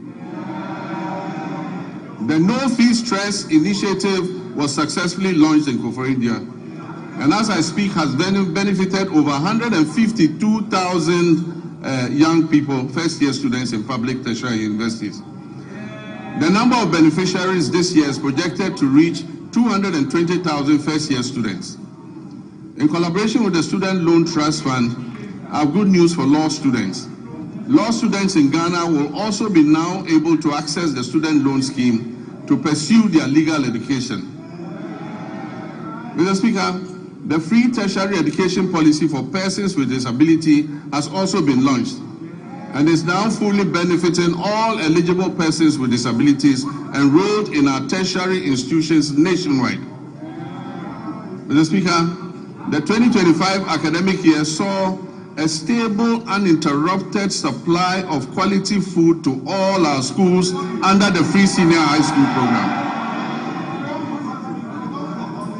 Mr. Speaker, to further deepen coordination, accountability, and effectiveness in the education sector, this Honorable House passed several important pieces of legislation. These include 1, the Kwame Nkrumah University of Science and Technology Bill 2025, the Ghana Scholarships Authority Bill 2025, the Change of University Names Bill 2025, the University for Development Studies Bill 2025, and the Ghana Education Trust Fund Bill 2025. To enhance private sector participation in the tertiary education sector, new legislation will be introduced in this House to ease regulatory bottlenecks and remove the requirement to charter, making it optional. Mr. Speaker, basic education remains the critical entry point into our education system. It is at this level that children acquire foundational literacy, numeracy, critical thinking, and problem-solving skills, upon which all future learning depends. Government understands the importance of the basic sector and is therefore undertaking a major policy shift to rebalance our education investments in favor of basic education. As part of this shift, the standards-based curriculum for kindergarten to primary 6 is currently under review to incorporate robotics, coding, and the responsible integration of generative artificial intelligence. Additionally, as part of the ongoing curriculum review, artificial intelligence education will be introduced at an age appropriate and developmentally sensitive, with a strong emphasis on ethical use, digital responsibility, critical thinking, and human values. Mr. Speaker, in response to the persisting challenge of schools under trees, this government has programmed a bold and decisive intervention for the 2026 financial year. This includes the construction of 200 kindergarten blocks, 200 new primary school blocks, 200 new junior high schools nationwide. And I'm further pleased to inform this House, adequate allocation has been done in the 2026 budget. I'm further pleased to inform this House that the government has fully cleared all outstanding capitation grant arrears owed to the public basic schools, as well as clearing all outstanding arrears of BEC exam registration subsidies due to the West African Exams Council. For previous years, the legacy debts to West African Examinations Council have all been cleared. Mr. Speaker, education for learners with special needs is not only a moral right, but also a sound, pragmatic investment. And it promotes equity and strengthens social cohesion. In recognition of this, the amended Get Fund Act has established a dedicated, sustainable funding framework to implement free education for learners with special needs, beginning in the 2026 academic year. Government has also increased the daily feeding grant for students in public special schools from 8 cedis per day to 15 cedis per day. This significant increment reflects our resolve to address the unique nutritional and health needs of learners with disability. In addition, Mr. Speaker, we'll construct a modern state-of-the-art special needs school in Ho in the Volta region, and we'll rehabilitate and upgrade the existing special needs schools in Okropong, Ekwapim, in fulfillment of our pledge also to provide free sanitary pads to schoolgirls as part of efforts to improve menstrual hygiene and reduce absenteeism among female learners. A total of 12.2 million packets of sanitary pads were distributed to girls in public schools across the country in 2025. Mr. Speaker, we allocated in this year's budget 292.4 million Ghana cedis to sustain the free sanitary pad initiative. This commitment aims to remove gender-specific barriers to education and ensure that no girl's education is interrupted due to challenges related to her menstrual hygiene. Mr. Speaker, as part of efforts to decongest senior high schools and increase access and ensure parity in educational opportunities, government is going to convert and upgrade 30 Category C secondary schools to Category B, and convert and upgrade 10 Category B schools to Category A. In addition, facilities in Category A schools are going to be upgraded and expanded to be able to take in more children. Technical and vocational education and training remain a critical pillar of our strategy to address youth unemployment and accelerate skills development. Government will construct 6 brand new regional TVET centers of excellence across the country to equip our young people with practical, industry-relevant skills aligned with the demands of the evolving job market. We're also undertaking a review of the national curriculum to align with the OECD Future of Education and Skills Framework. This will make TVET education more adaptive and resilient. Mr. Speaker, to expand access to higher education and support balanced regional growth and meet the rising demand for quality tertiary education, we've entered international partnerships to establish 2 new public universities, one in Kentapor in the Bono East region, another in Jasikai in the Oti region. I'm happy to announce also that a grant has been sourced from China to establish a new public university in Damangu in the Savannah region. Mr. Speaker, technical universities play a critical role in closing the skills gap and reducing youth unemployment by delivering high-quality, industry-aligned and practice-oriented training within a broader policy framework that stimulates labor demand. In this regard, government is going to establish 3 new technical universities to strengthen skills development, enhance innovation, and support national industrialization efforts.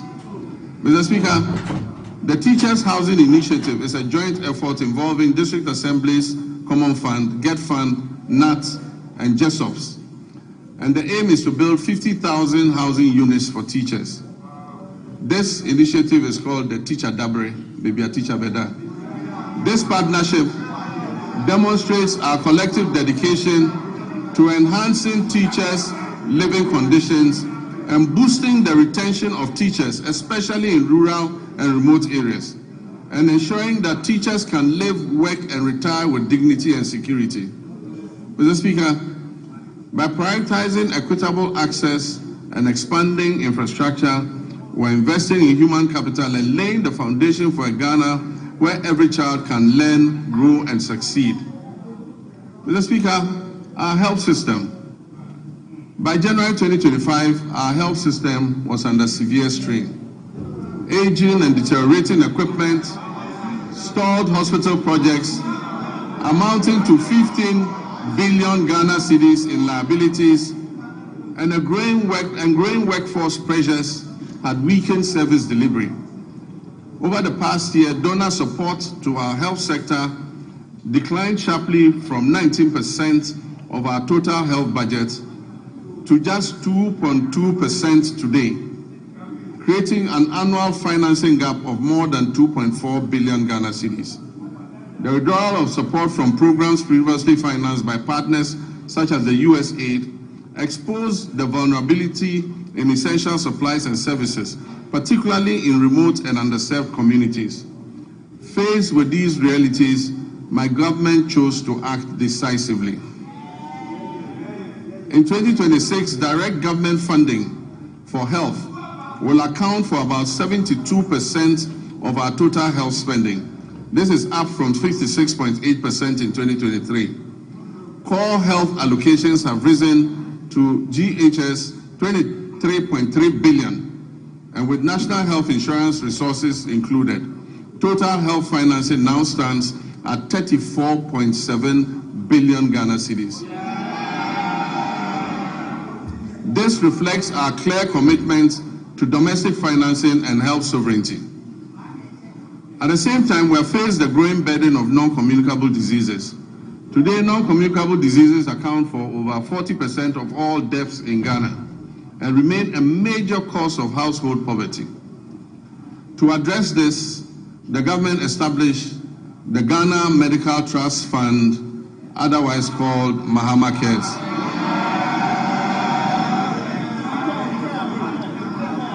Mr. Speaker, this is the first nationwide financing mechanism dedicated to chronic and non-communicable diseases.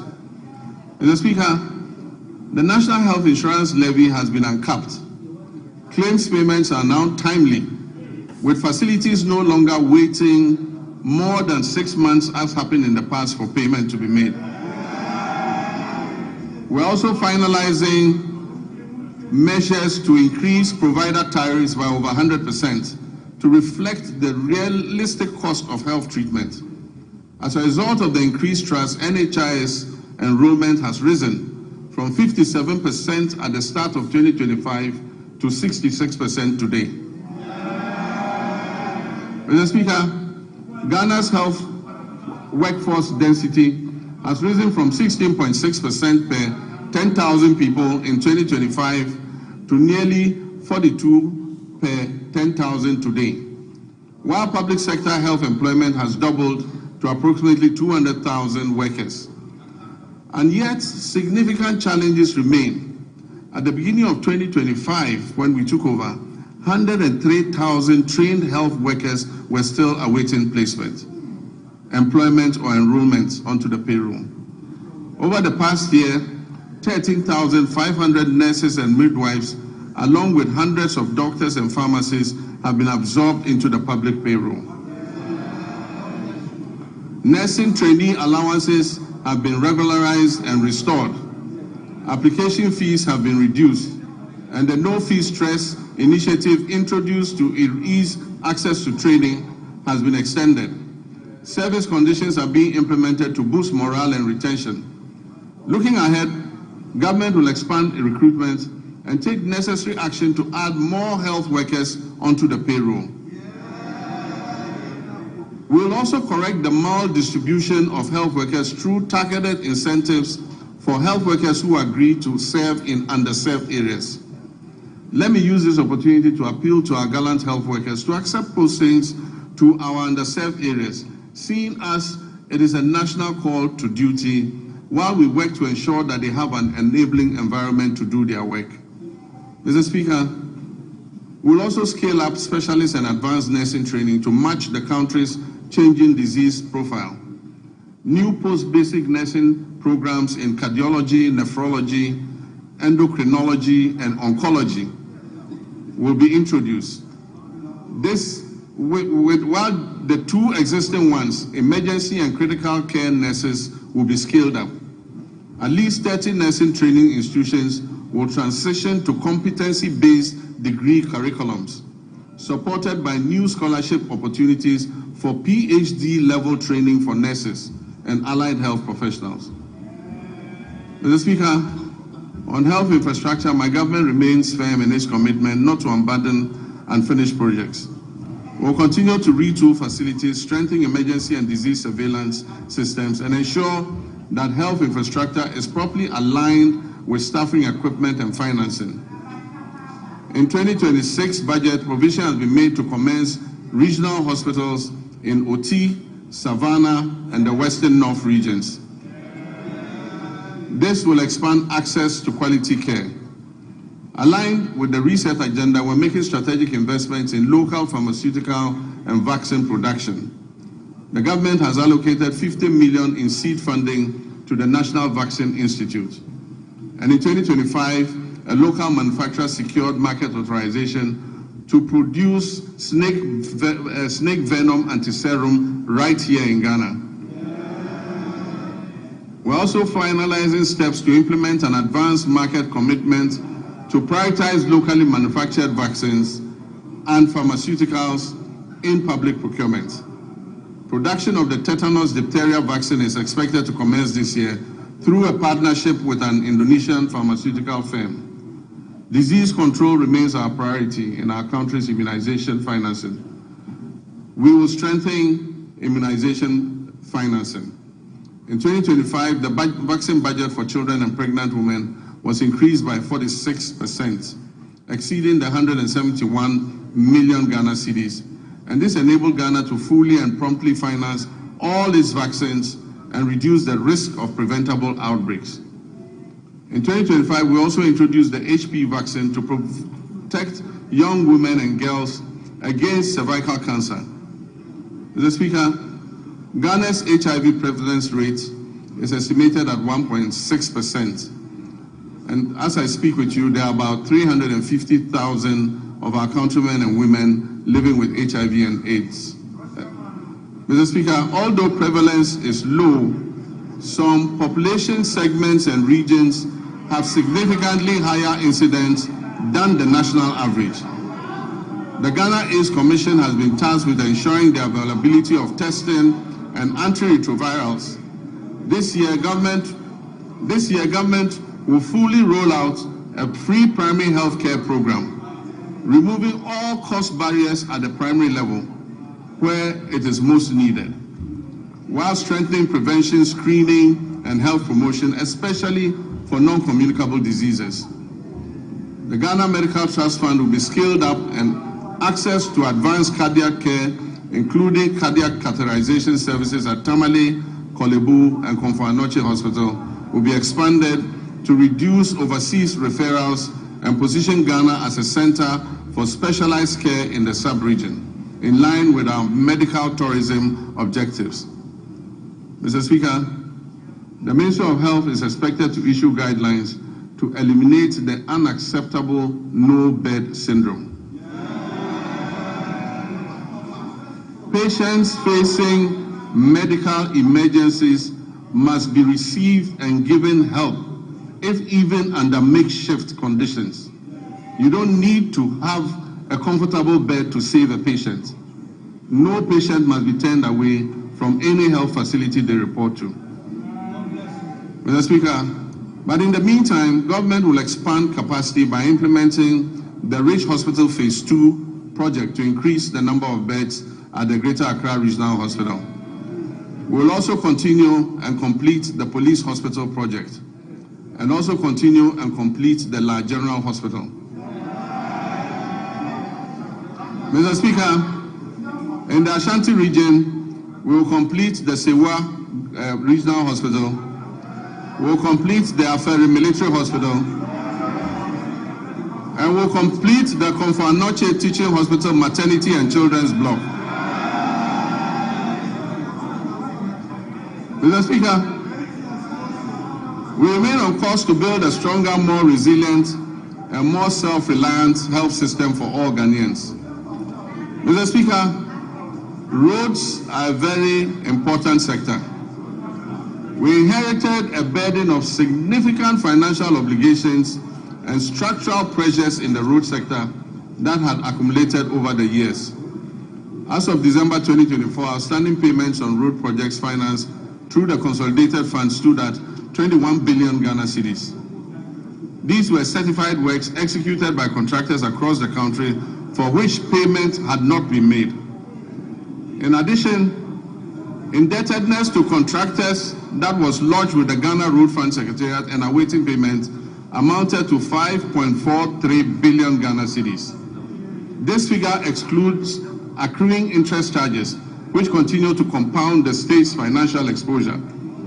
Mr. Speaker, beyond these areas, we inherited also contractual commitments, that is signed contracts, totaling more than 104 billion Ghana cedis.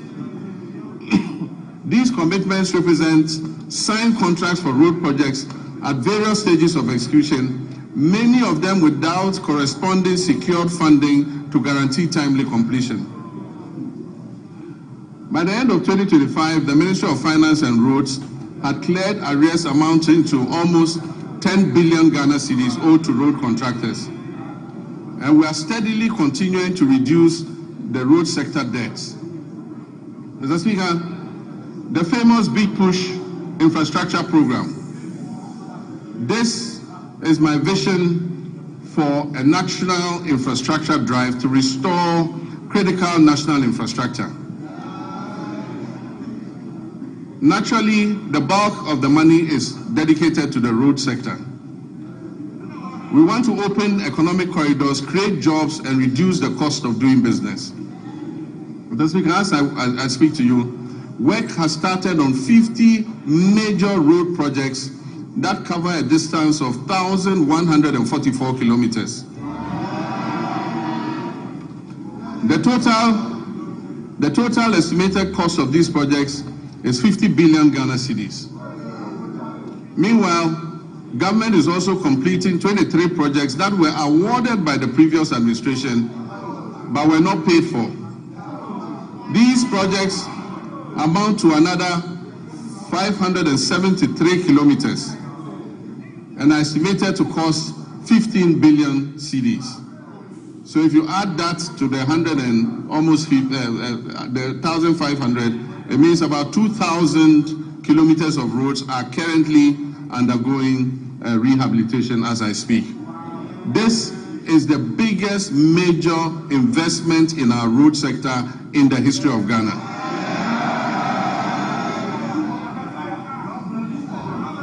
Across all 16 regions, 73 projects are advancing with significant visible progress expected by the end of the year.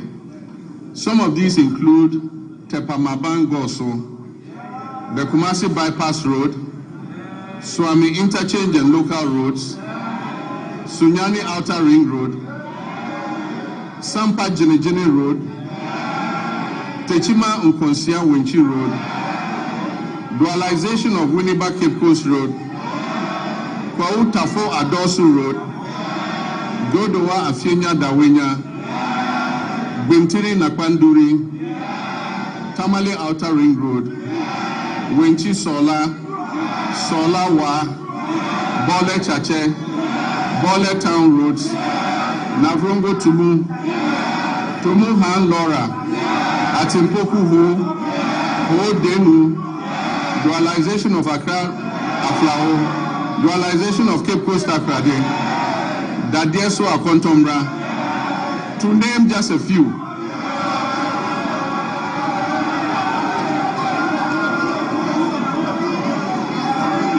Mr. Speaker, other feeder roads are Akosombo Jakiti Kudupe, Kudikope, Yeniam Junction Sedom, Apebusum Pakadan, Todome to Palime Gemini Road. Indeed, there are many others too numerous to mention. And as I said at the launch of the Big Push program, the whole of Ghana is going to become a construction site.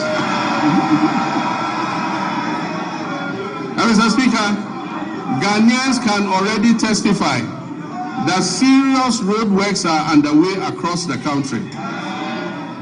Mr. Speaker, the Accra-Kumasi Expressway will be a 198.7 kilometer, 6-lane high-speed motorway. This expressway is designed to connect Ghana's two largest cities, Accra and Kumasi, and to reduce the traveling time between Accra and Kumasi to approximately 2.5 hours. Mr. Speaker, this new alignment will have 8 interchanges and will be Ghana's first true expressway. And so government has established the Accra-Kumasi Expressway Limited, which is a subsidiary of the Ghana Infrastructure Investment Fund, as the concessionaire that will be mandated to design, to finance, construct, operate, and maintain the expressway, with the Ministry of Roads and Highways as the contracting authority. The project delivery is structured as a long-term concession of up to 50 years. Mr. Speaker, this expressway will be Ghana's first purpose-built expressway with limited access points, so goats and sheep cannot cross at any point. Mr. Speaker, it's designed for higher speed limits and modern safety infrastructure to reduce travel time and improve road safety. Preparatory activities including feasibility studies, the detailed designs and cost assessments are currently underway. This major road construction work aims to improve mobility, safety, and trade while connecting communities to markets and essential services. Mr. Speaker, the Eastern Corridor. We aim to complete all unfinished segments of the Eastern Corridor Road by the end of 2027. Mr. Speaker, we'll continue and complete the 27.7 Accra-Tema Motorway and Extension Project. And this includes reconstructing the Accra-Tema Motorway into a 4-lane expressway with 3-lane service roads in both directions, and interchanges at Ashaman. Where you have the Ashaman underbridge, it will now be an interchange. There will be another interchange at Community 18 and Teshi Link. Mr. Speaker, it also involves remodeling the Tetekwashi interchange. Construction works are ongoing and progress is at 32%. Mr. Speaker, other important projects include the Kumasi Inner Ring Road, the Volivo Bridge over the Southern Volta River, the Dambai Bridge over the River Oti, and the Adoso Bridge over the River Afram at Eche Amanfrom. Mr. Speaker, the Ministry of Roads has received cabinet approval to reintroduce road tolls on our roads and our bridges. Mr. Speaker, this time using advanced technology to improve efficiency, transparency, and avoid leakages in revenue generation. Preparatory work is underway to ensure the reintroduction of tolling operations this year. Mr. Speaker, there is no doubt that an effective and efficient transport system is integral to any economic development plan. So to improve public transport services in the country, government is supporting Intercity SCC Coaches Limited, Metro Mass Transit Limited, and the private road transport operators to renew their fleet. Currently, a total of 300 buses have been procured to improve road transport. The initial batch of 100 buses is scheduled to arrive in the country by the end of the first quarter of this year. Mr. Speaker, in fulfillment of my pledge to re-establish a national airline, a 10-member task force established to oversee this initiative has submitted a business model and operational framework to guide the selection of a strategic partner for the new national airline. And this new national airline will take off soon, inshallah. Mr. Speaker, passenger traffic handled by the Ghana Airports Company increased to 3.625 million passengers in 2025. This was an increase from 3.4 million in 2024. In response to the rising passenger traffic and congestion at the Accra International Airport's new Terminal 3, we are remodeling Terminal 2 into a dual-purpose facility to serve both domestic and international flights. So when the remodeling of Terminal 2 is finished, all the domestic flights and some of the international flights will be moved to Terminal 2 so that we ease the congestion on Terminal 3. This will improve operational efficiency and enhance the overall passenger experience. Mr. Speaker, Accra's Terminal 3 remains amongst the best in Africa. A new concourse will link Terminal 2 and Terminal 3 so that passengers arriving in Terminal 2 and having to move to Terminal 3 won't have to come out and walk. They'll go through the concourse. Mr. Speaker, Terminal 3 is going to be supported by a new 7-story floor car park. It will also have an airport hotel and retail amenities to service the passengers. Mr. Speaker, runway expansion and overlay is currently being undertaken to strengthen the Accra International Airport's runway. Mr. Speaker, we will also begin work on new regional airports in Sunyani, in Bolgatanga, and Wa. In Sunyani, the current location of the airport is not appropriate to extend the runway, and so we have to move and build a new airport at a different location. Bolgatanga, the site has been acquired and work will commence. Wa also, we have to move the airport from where it is because it almost intersects the road and the airport slopes upwards, making it inappropriate for air travel. Mr. Speaker, we are also reverting the airport in Accra, the international airport in Accra, to its original name, the Accra International Airport. Even though NLC Decree 129 was passed, no effort or nothing was done to effect the clause in the decree that said that the airport should be renamed after Kotoka. So in all international records in ICAO and IATA, that airport in Accra, the international airport, remains named Accra International Airport. Mr. Speaker, we are working to fully operationalize the Tema-Mpakadan rail line to maximize passenger and freight traffic between Tema and the north using the Volta Lake Waterway. The Western and Eastern Railway lines will continue to be modernized in partnership with the private sector. These projects are aimed to support the efficient transport of container and bulk cargo to and from our ports, as well as to facilitate the efficient haulage of minerals from mines in Osuta, Awaso, and Yinehing to the Takrady port, while also providing passenger transport along the respective rail corridors. Mr. Speaker, as part of the 24-hour economy initiative, a new 24-hour operation has started at Tema Port, allowing access to port services around the clock. This development enables importers to clear their goods at any time, significantly easing congestion at the terminals like the transit terminals, the reefer terminal, and the Golden Jubilee terminal. The initiative brings together customs, banking, and other relevant agencies to enhance efficiency, low transaction costs, and boost Ghana's competitiveness as a major trade hub.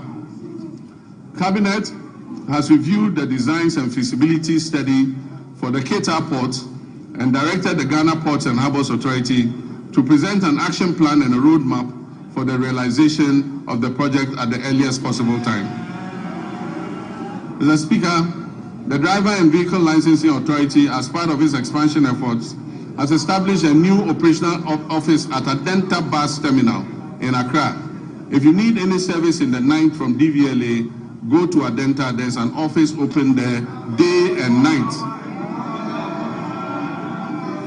Mr. Speaker, this modern facility operates around the clock, providing continuous service to improve accessibility and convenience for our motorists in Adenta municipality and the whole general Accra area.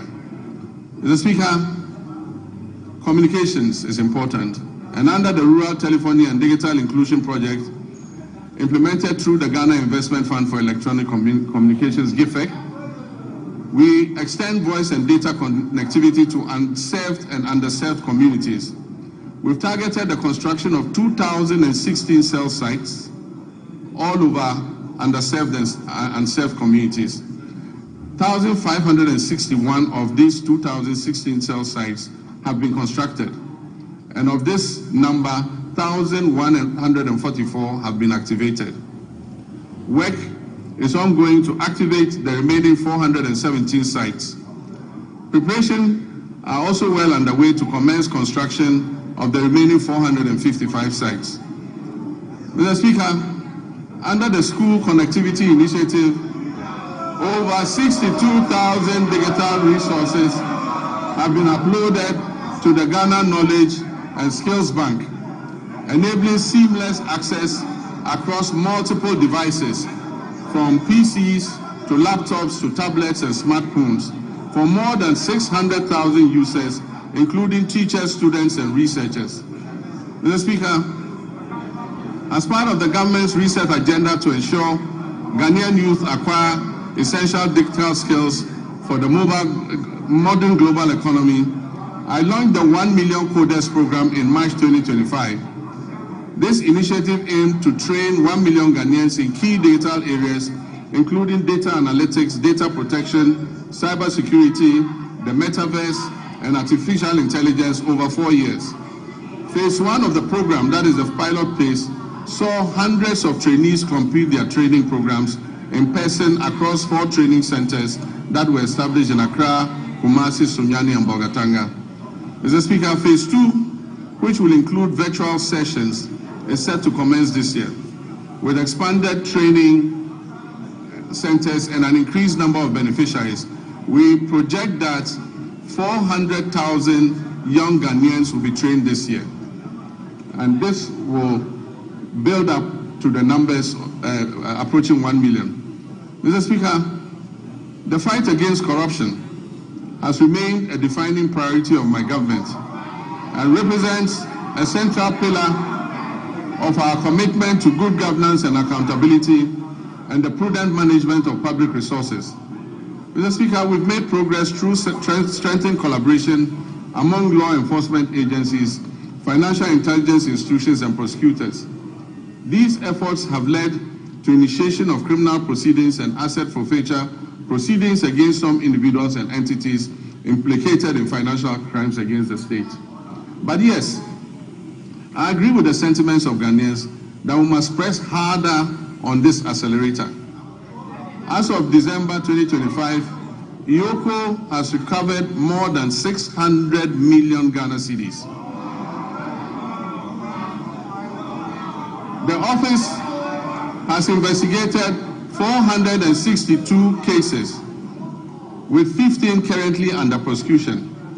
It has dismantled transnational carjacking syndicates and has recovered 29 luxury vehicles that were stolen.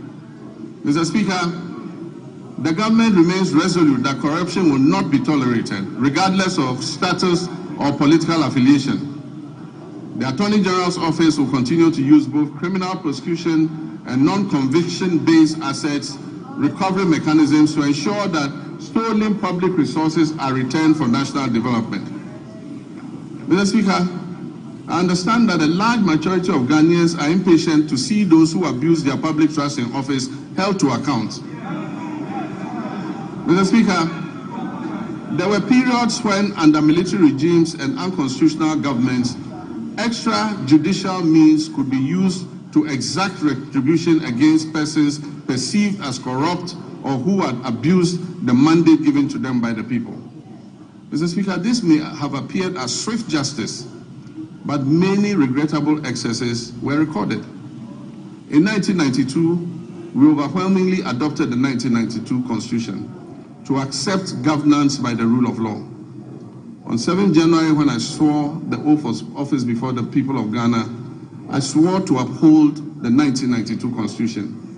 I may be as impatient as everyone else to see justice done, but painstaking investigations must be conducted, dockets must be prepared, charges must be filed, and the accused must have their day in court, including appealing even on the smallest point of law to higher courts.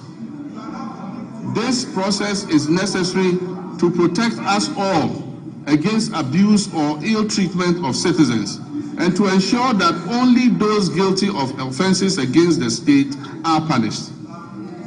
As President Mills of blessed memory said, he said, and I quote, "The wheels of justice grind slowly, but they grind exceedingly fine." Mr. Speaker, let me reassert my determination to uphold the accountability of public office holders to the people of Ghana. We have laid the Public Officers Code of Conduct Bill before Parliament. This bill codifies the conduct of public officers and makes breaches thereof punishable. I wish at this juncture to thank His Lordship, the Chief Justice, for establishing additional specialized high courts to address breaches identified in the Auditor General's report. Mr. Speaker, the Constitution review process was conducted in a transparent and consultative manner, drawing on input from constitutional experts, civil society organizations, traditional authorities, religious leaders, political parties, and the general public. The review committee has submitted its comprehensive report containing detailed proposals to amend the Constitution to address identified weaknesses and make it more welfare enhancing. Mr. Speaker, the Attorney General's office is working closely with relevant stakeholders to translate the recommendations into implementable legal and constitutional proposals, which will be presented to this August House in accordance with constitutional procedures. Mr. Speaker, illegal mining continues to pose a grave threat to our environment, water bodies, public health, and national security. Mr. Speaker, prosecution of persons engaged in illegal mining has been intensified, with a renewed focus on dismantling organized criminal networks behind galamsey operations, rather than targeting only the little fish, low-level offenders. Mr. Speaker, in all these galamsey operations, there are big fish who never get caught. Mr. Speaker, in total, over 114 case dockets involving hundreds of accused persons are pending in various courts across the country, particularly in towns and villages that are prone to illegal mining. Specialized prosecutorial teams have been deployed to fast-track illegal mining cases, ensure the effective presentation of evidence, and pursue the confiscation and forfeiture of equipment and proceeds used in or derived from illegal mining. Mr. Speaker, when it comes to gender and social protection, my government will continue to ensure gender equality and equity, promote the welfare and protection of children's rights, and empower the vulnerable, the aged, and persons with disability for sustainable national development. Work is well advanced on the Women's Development Bank, for which a total of 401 million Ghana cedis has been allocated in the 2026 budget. The coming months will see a full rollout of this monumental policy to empower Ghanaian women and women-owned businesses economically and financially. Mr. Speaker, the Ministry of Gender and Social Protection has successfully honored all legacy leave payment cycles for 2025 and before, reaching 1.5 million people. It has also ensured the full implementation of the Ghana School Feeding Program in over 12,000 public schools across all 261 districts of this country. Mr. Speaker, the number of beneficiary peoples under the school feeding program has increased from 3,801,491 for the 2023-2024 academic year to 4,231,059 for the 2024-25 academic year. This program is providing gainful employment to 34,000 caterers and cooks nationwide. Mr. Speaker, in the security sector, Ghana faces evolving security threats. Our troops, services, and agencies have, however, remained firmly committed to strengthening national peace and security, which underpin our democracy, development, and social cohesion. This commitment encompasses internal security operations, international peace support missions, strategic investment in retraction and retooling and improvement in troops' welfare, recruitment, and capacity development. Mr. Speaker, two recent incidents are evidence of the increasing dangers we face as a nation. The killing of 8 of our compatriots who had gone to a neighboring country to purchase tomatoes, and just yesterday an attack on Ghanaian fishermen in our waters by pirates reinforced the need for us to retool and adequately equip our security services. Mr. Speaker, I wish to commend the Ghana Armed Forces for conducting a successful medical evacuation of our injured compatriots from Burkina Faso. I also commend the Ghana Navy and the Ghana Air Force, the National Security Council Secretariat, the Chief of Staff's Operations Team, the MP for Ewutu Senya, the Chief Fisherman, and people of Senya Breku for the combined effort that successfully rescued all the stranded 71 fishermen who had been attacked by pirates. I've asked the National Security Coordinator to assist the affected fishermen and replace the stolen outboard motors and fishing gear. Mr. Speaker, the Armed Forces continues to play a key role in containing illegal small-scale mining through the deployment of river guards and support for the National Anti-Illegal Mining Operations Secretariat and assistance to special courts for swift prosecution of offenders. Mr. Speaker, during the year, the Ghana Armed Forces had 2,119 troops with requisite equipment deployed in various peacekeeping missions, reinforcing Ghana's reputation as a dependable and professional contributor to international peacekeeping operations. While Ghana continues to maintain an enviable reputation in international peacekeeping, we must note that many of these peacekeeping theaters where we have operated are winding down due to reduced budgets for UN peace support operations. And so as our troops return home, we must create opportunities for them to train, to remain active and stay engaged. Mr. Speaker, beyond peacekeeping operations, Ghana continues to demonstrate its strong commitment to international solidarity, humanitarian assistance, and South-South cooperation. In December 2025, the Ministry of Foreign Affairs, in conjunction with the Ministry of Defense, deployed 54 personnel from our 14 Engineers Brigade to Jamaica to support that country with national reconstruction efforts following the devastation that was caused by Hurricane Melissa, which claimed over 40 lives. In recognition of the scale of the recovery effort and the good work our soldiers were doing in reconstructing the houses in Jamaica, government approved a request from the government of Jamaica asking us to extend the mandate of our soldiers there for another 90 days, which we approved. Mr. Speaker, to further improve operational readiness, the government will continue to invest in vital defense infrastructure and retooling. The construction of a forward operating base at Ezen-Libo, situated along the Western Maritime Corridor, is ongoing. This facility aims to boost maritime surveillance and better protect offshore oil and gas installations. The Northern Border Security Project, initiated to counter terrorism and transnational crime, is advancing decisively. This project constitutes the first line of defense against any infiltration and extremist threats coming from the Sahel, and it would significantly strengthen the surveillance of our northern border.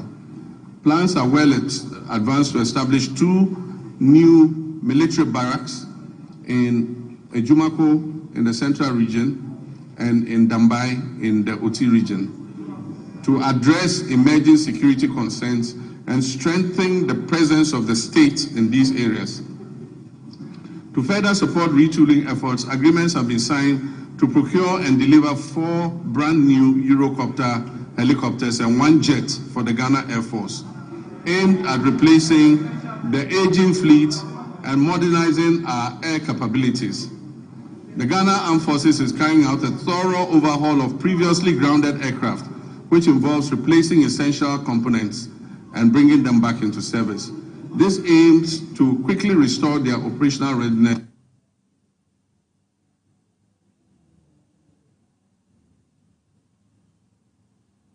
for the Ghana Armed Forces to enhance mobility and boost troop morale. It forms part of a broad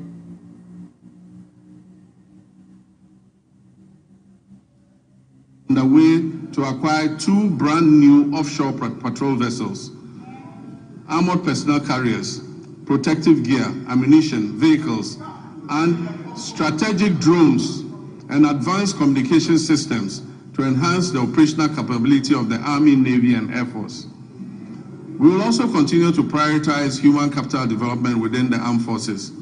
A progressive recruitment drive to increase the strength of the Ghana Armed Forces by 12,000 personnel over 4 years to support expansion and operational demands is ongoing. In line with the government's reset agenda, the recruitment process has been decentralized to regional capitals, with selected recruits reporting directly from their regions to training schools, marking a significant shift from the previous Accra-centered system. Mr. Speaker, on a very solemn note, I wish to express my condolences to the families of 6 of our young daughters who died during the stampede at the Elwak Stadium. May their memory be blessed and may they rest in perfect peace.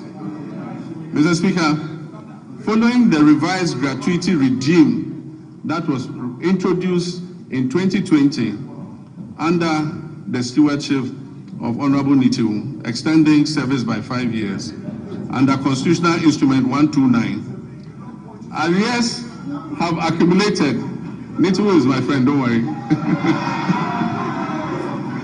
Arrears have accumulated, Mr. Speaker, because no budgetary provision was made over the 4 years that followed.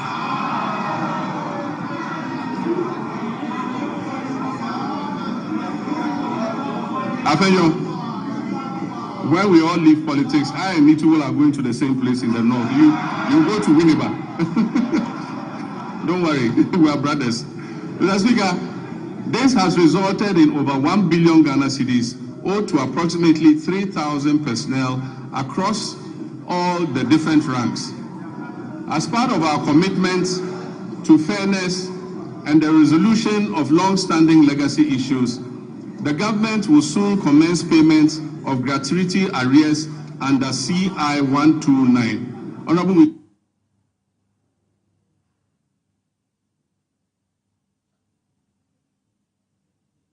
by the current Military High Command with the Ministry of Finance and the Ministry of Defense, a structured implementation plan has been agreed upon.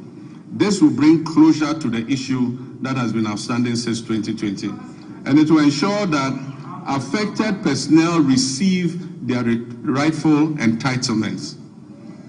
Mr. Speaker, the Ghana Police Service has also received 40 armored vehicles and 100 pickup trucks to enhance their operations. Other security agencies such as the Fire, Prisons, Immigration, BNI, and Narcotics Control Commission will also be retooled to enhance their efficiency. Mr. Speaker, let me take this moment to commend the IGP and his men for the recent major successes they are chalking in bringing dangerous criminals to justice. The trust of the Ghanaian people in their police service is rising again, and I urge you to keep up the standard. Mr. Speaker, Ghana's foreign policy remains a central instrument for advancing our national development, for safeguarding our sovereignty, and projecting our values on the global stage. At a time when the global environment is characterized by profound geopolitical shifts, economic uncertainty, climate-related challenges, and evolving security concerns within our sub-region, government has taken deliberate steps to ensure that Ghana's engagement with the world is purposeful, strategic, and responsive to the needs of our people. In this regard, the Ministry of Foreign Affairs has stepped up efforts to align Ghana's external relations with our domestic development priorities. Mr. Speaker, in West Africa, Ghana continues to pursue a policy of good neighborliness, solidarity, and constructive cooperation with all countries in the sub-region. We remain firmly committed to the vision of a peaceful, stable, prosperous, and integrated West Africa, grounded in mutual respect, dialogue, and collective responsibility.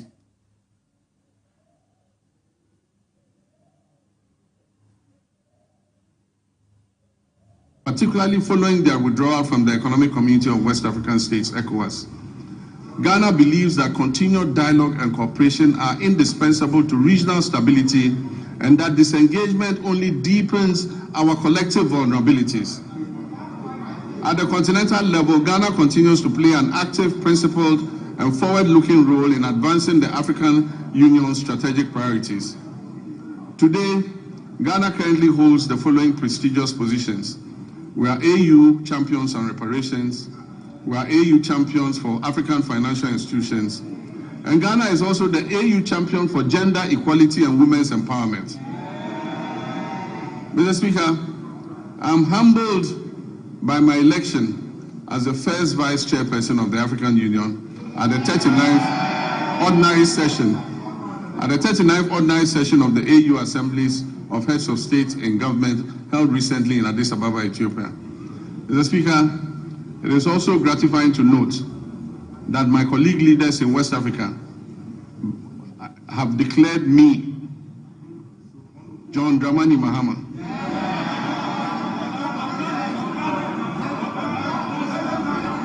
President of the Republic of Ghana and Commander-in-Chief of the Ghana Operations. They have declared me unopposed, by the grace of God, sole candidate for the position of chairperson of the African Union when the rotating chairmanship returns to West Africa in 2027.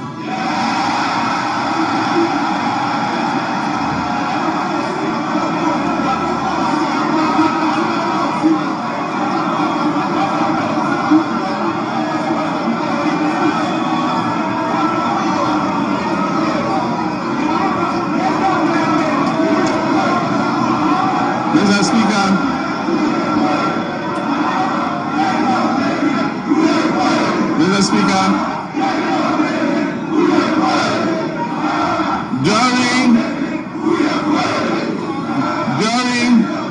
the 80th session of the United Nations General Assembly, I raised Ghana's voice to call for a comprehensive reset of the United Nations to better reflect the current realities and particularly the role of Africa in global governance and fairness in international financial systems.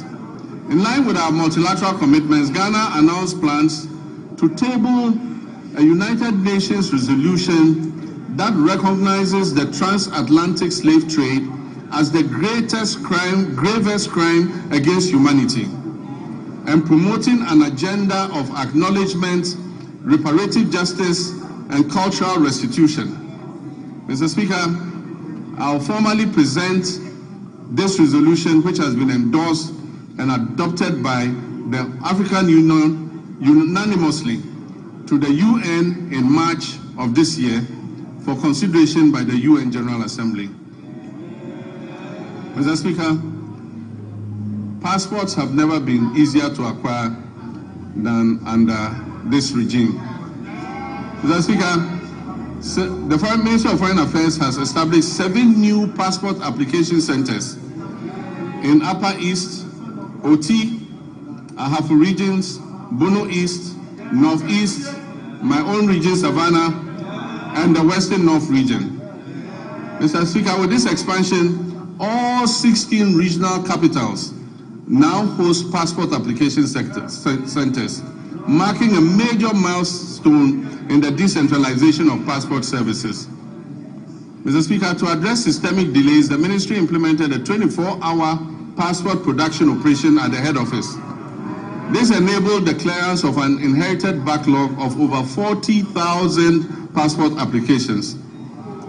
As a result of these reforms, Ghana's passport administration now operates with 0 backlog, guaranteeing passport delivery within 15 working days. If you like, try it. Apply for a new passport. Within 15 days, you will receive your passport.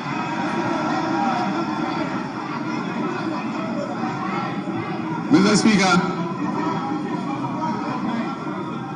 to facilitate travel and boost tourism and ease business mobility, the Ministry of Foreign Affairs implemented a 5-day visa processing service across.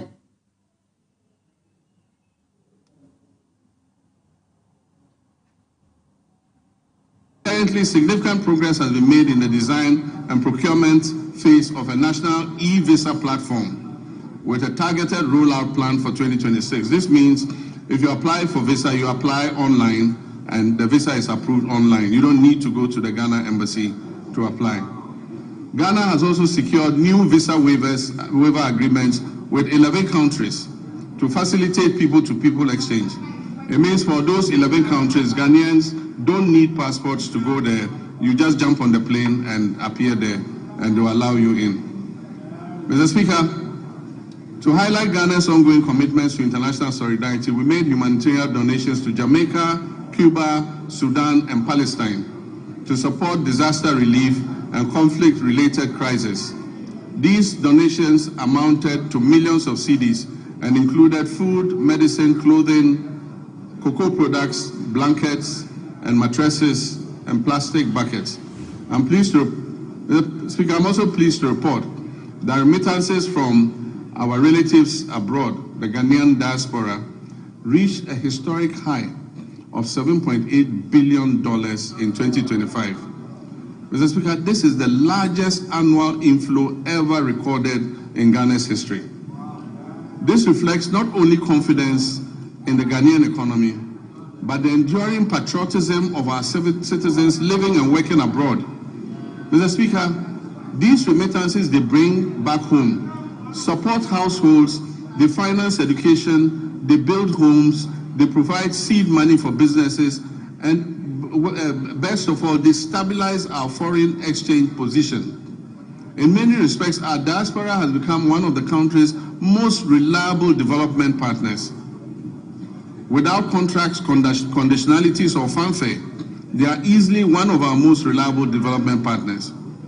We must intentionally ensure that citizenship, rather than place of residence, determines one's right to serve the Ghanaian Republic. Ghanaians worldwide who pledge allegiance to this country of theirs and make substantial contributions to its development should not be barred from active participation in public affairs, including the opportunity to hold public office, provided there are appropriate measures to ensure loyalty and accountability. Mr. Speaker, I'm personally in support of the bipartisan bill currently before this House, seeking to address this matter. And it is my hope that it will be passed expeditiously so that our compatriots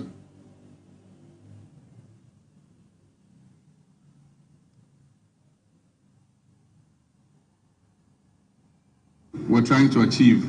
We're implementing many policies to develop our youth capacity and to create as many jobs as possible to address the major unemployment problem. All our youth activities and job creation programs are ongoing. In 2025, 10,887 young people were trained in entrepreneurship programs and job creation under the Ejumara program. In 2026, an additional 10,000 young people will receive similar support under the program. The National Apprenticeship Program onboarded 14,000 young apprentices during the pilot phase, and they have started receiving their start-up kits after passing out successfully. Training is ongoing across the regions, and when completed, the trainees will be certified by the Commission for TVET to facilitate their access to employment.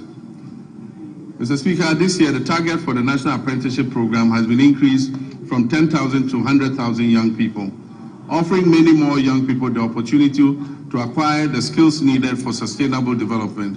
And as I said, when they pass out, they are giving a certificate by TVET to show that they have passed out and have the skill in whatever they learned. In 2025, 86,000 young people were engaged through the Youth Employment Agency, various employment modules under this agency.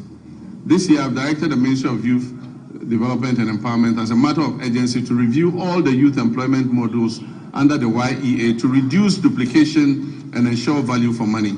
This is important so that we can channel the resources to the advantage of the teeming youth who are waiting for opportunity. Mr. Speaker, the National Service Authority has signed an MOU with the Ministry of Defense to commence military training for 10,000 nationals.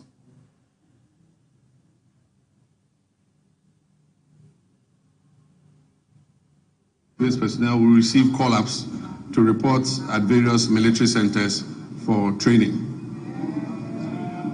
Mr. Speaker, this was a program initiated by our late Minister for Defense of Blessed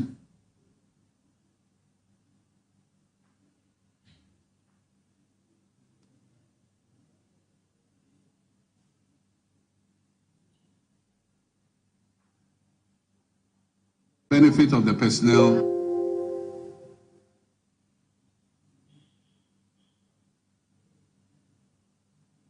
in Ghana's trade and agribusiness and industrial sectors to boost our competitiveness in export markets, encourage value addition, and generate employment for Ghana's large youth population. My recent visits with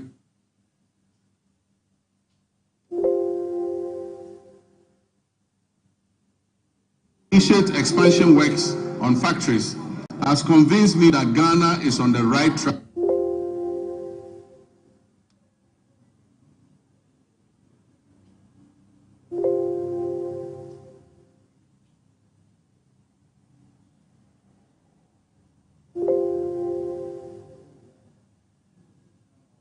First step, we are collaborating with private sector to establish 3 new garment factories in Eastern Region, Central Region, and Bono East Region. This will create an estimated 27,000 strategic investors.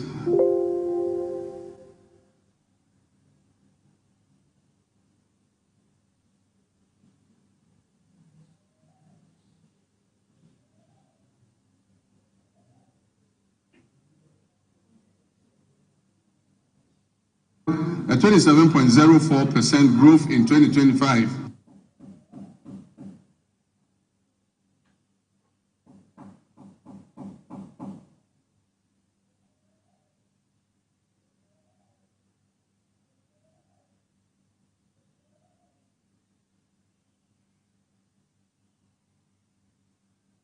export sector.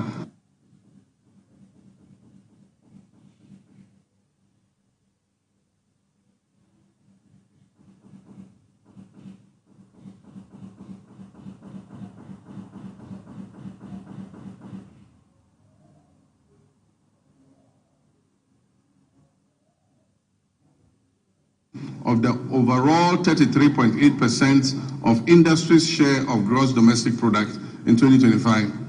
It emerged as a leading contributor within the industrial sector. The sector generated export earnings of approximately 15.25 billion, accounting for 65.37% of Ghana's total export receipts, out of a total of 23.3 billion. Mr. Speaker, the abolition of value-added tax on mineral exploration activities is expected to significantly reduce upfront costs for investors, improve project economics, and stimulate increased greenfield and brownfield explorations across the country.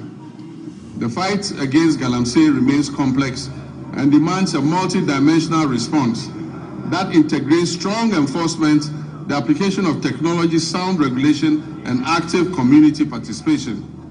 The Ministry of Lands and Natural Resources, in collaboration with the Ministry of Transport and Ghana Revenue Authority and the Ministry of Finance, has registered 1,808 pieces of earth-moving equipment at the ports, of which 1,033 have been fitted with trackers and are being tracked. The protection of our water bodies and forest reserves is ongoing with the deployment of 1,634 blue water guards across Western North Savannah, Upper West, Bono, Eastern, Ashanti, Central, Volta, and Northern regions. This nationwide deployment aims to strengthen surveillance, improve rapid response, and enhance on-the-ground enforcement against illegal mining activities that threaten critical water bodies, forest ecosystems, and livelihoods. Mr. Speaker, NIMOS will maintain regular coordinated operations across all 21 identified hotspots to prevent re-entry of illegal miners into these reserves. While temporary deployments yielded positive results, they proved insufficient for sustained enforcement. Mr. Speaker, in the works housing and water subsector, these are vital pillars of Ghana's national development, shaping sustainable livelihoods through reliable water supply and affordable housing that enhance citizens' well-being. Sea defense works are ongoing. We've successfully completed works at Komenda, Ningo Prampram, and Elmina. Together, these three projects have protected approximately 15 kilometers of our coastline and safeguarded lives and livelihoods and property. In March 2025, I visited Solakope, Agaveji, and Amutino in the Ketu South municipality, where tidal waves have displaced thousands of residents. We made a firm commitment to address the devastation. Mr. Speaker, through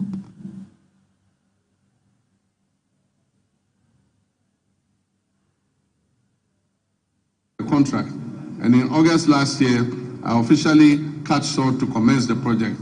I'm pleased to inform this House that the project is currently 25% complete, and calm has already been restored along the coastline.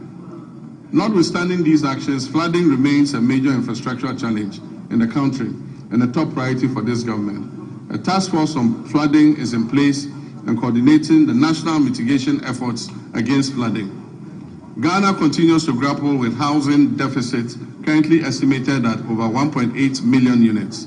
Some significant strides have been made in the housing sector.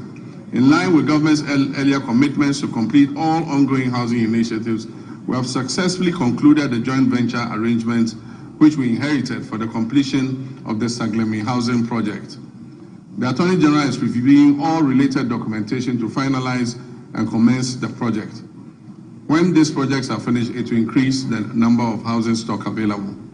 The TDC in Ghana is also steadily advancing work on 800 housing units under the Akpung Affordable Housing Project at Tema Community 26. To position TDC Ghana as a key player in Ghana's housing industry, I performed a sword cutting ceremony last year for what they call the Oxygen City Housing Project in Hope of all places. That project seeks to address Ghana's housing deficit by developing 1,000 affordable housing units. We've also continued with our resettlement housing efforts for the victims of the Akosombo Dam spillage, with 251 of the planned 1,010 housing units in critical housing zones already under construction. Collectively, these initiatives demonstrate government's continued resolve to expand access to affordable housing, strengthen urban planning, and provide relief to affected communities. Mr. Speaker, renewable water resources are estimated at about 54 billion cubic meters, with over 70% derived from the Volta River, which is shared among 6 riparian nations.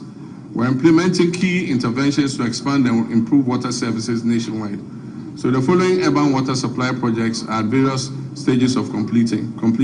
The Keta Waterworks, the Winchi Water Supply Project, Sakandita Krade Water Supply Project. And I'm happy to announce that Anyako has good clean drinking water today, and the Community Water and Sanitation Agency will commission the project next week. It will also serve the island community of Seva. We will begin preparatory work on the Damango and Sunyani water supply expansion projects and seek to finalize all financing arrangements for other water supply projects in Tamale, Yendi, Techiman, and Takwa.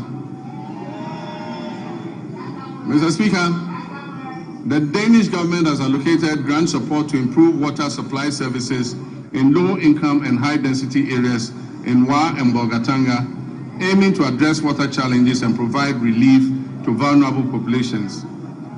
Mr. Speaker, the following rural water supply projects are ongoing: Asankregwa, Sehiyoso, Duadaso, Kwemandamfa, Goso, Dwabing, Aveime, and Edumbamso.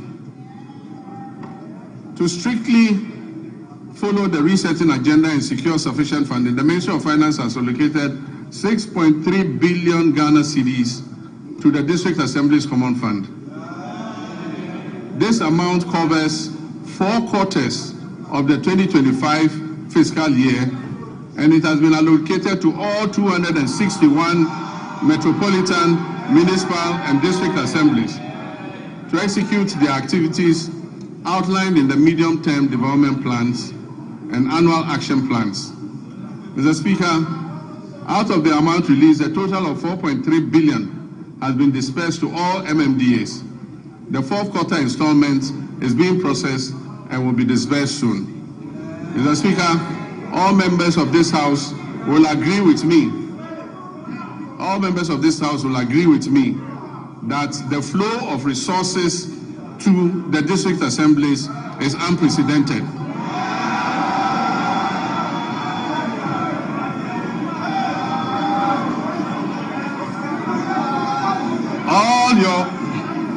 All your assemblies are receiving more money than they've ever received in several years. Mr. Speaker, in fulfillment of government's commitment to strengthening local governance and decentralization, the ministry has, for the first time in the history of local governance, disbursed a total of 100 million Ghana cedis in monthly allowances to all assembly members.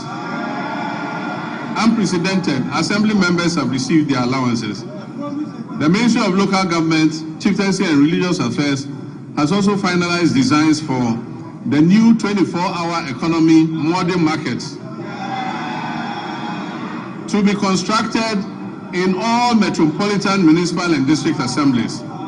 Mr. Speaker, procurement processes are far advanced to commence the construction of these markets, and very soon, in all your districts, honorable members, you will have a 24-hour market operational.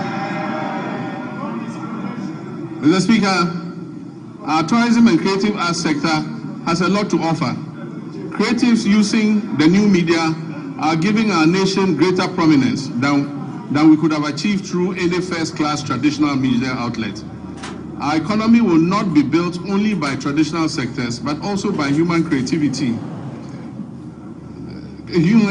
sectors that will absorb those people who will be displaced from the shop floor by the new AI technologies that are being rolled out.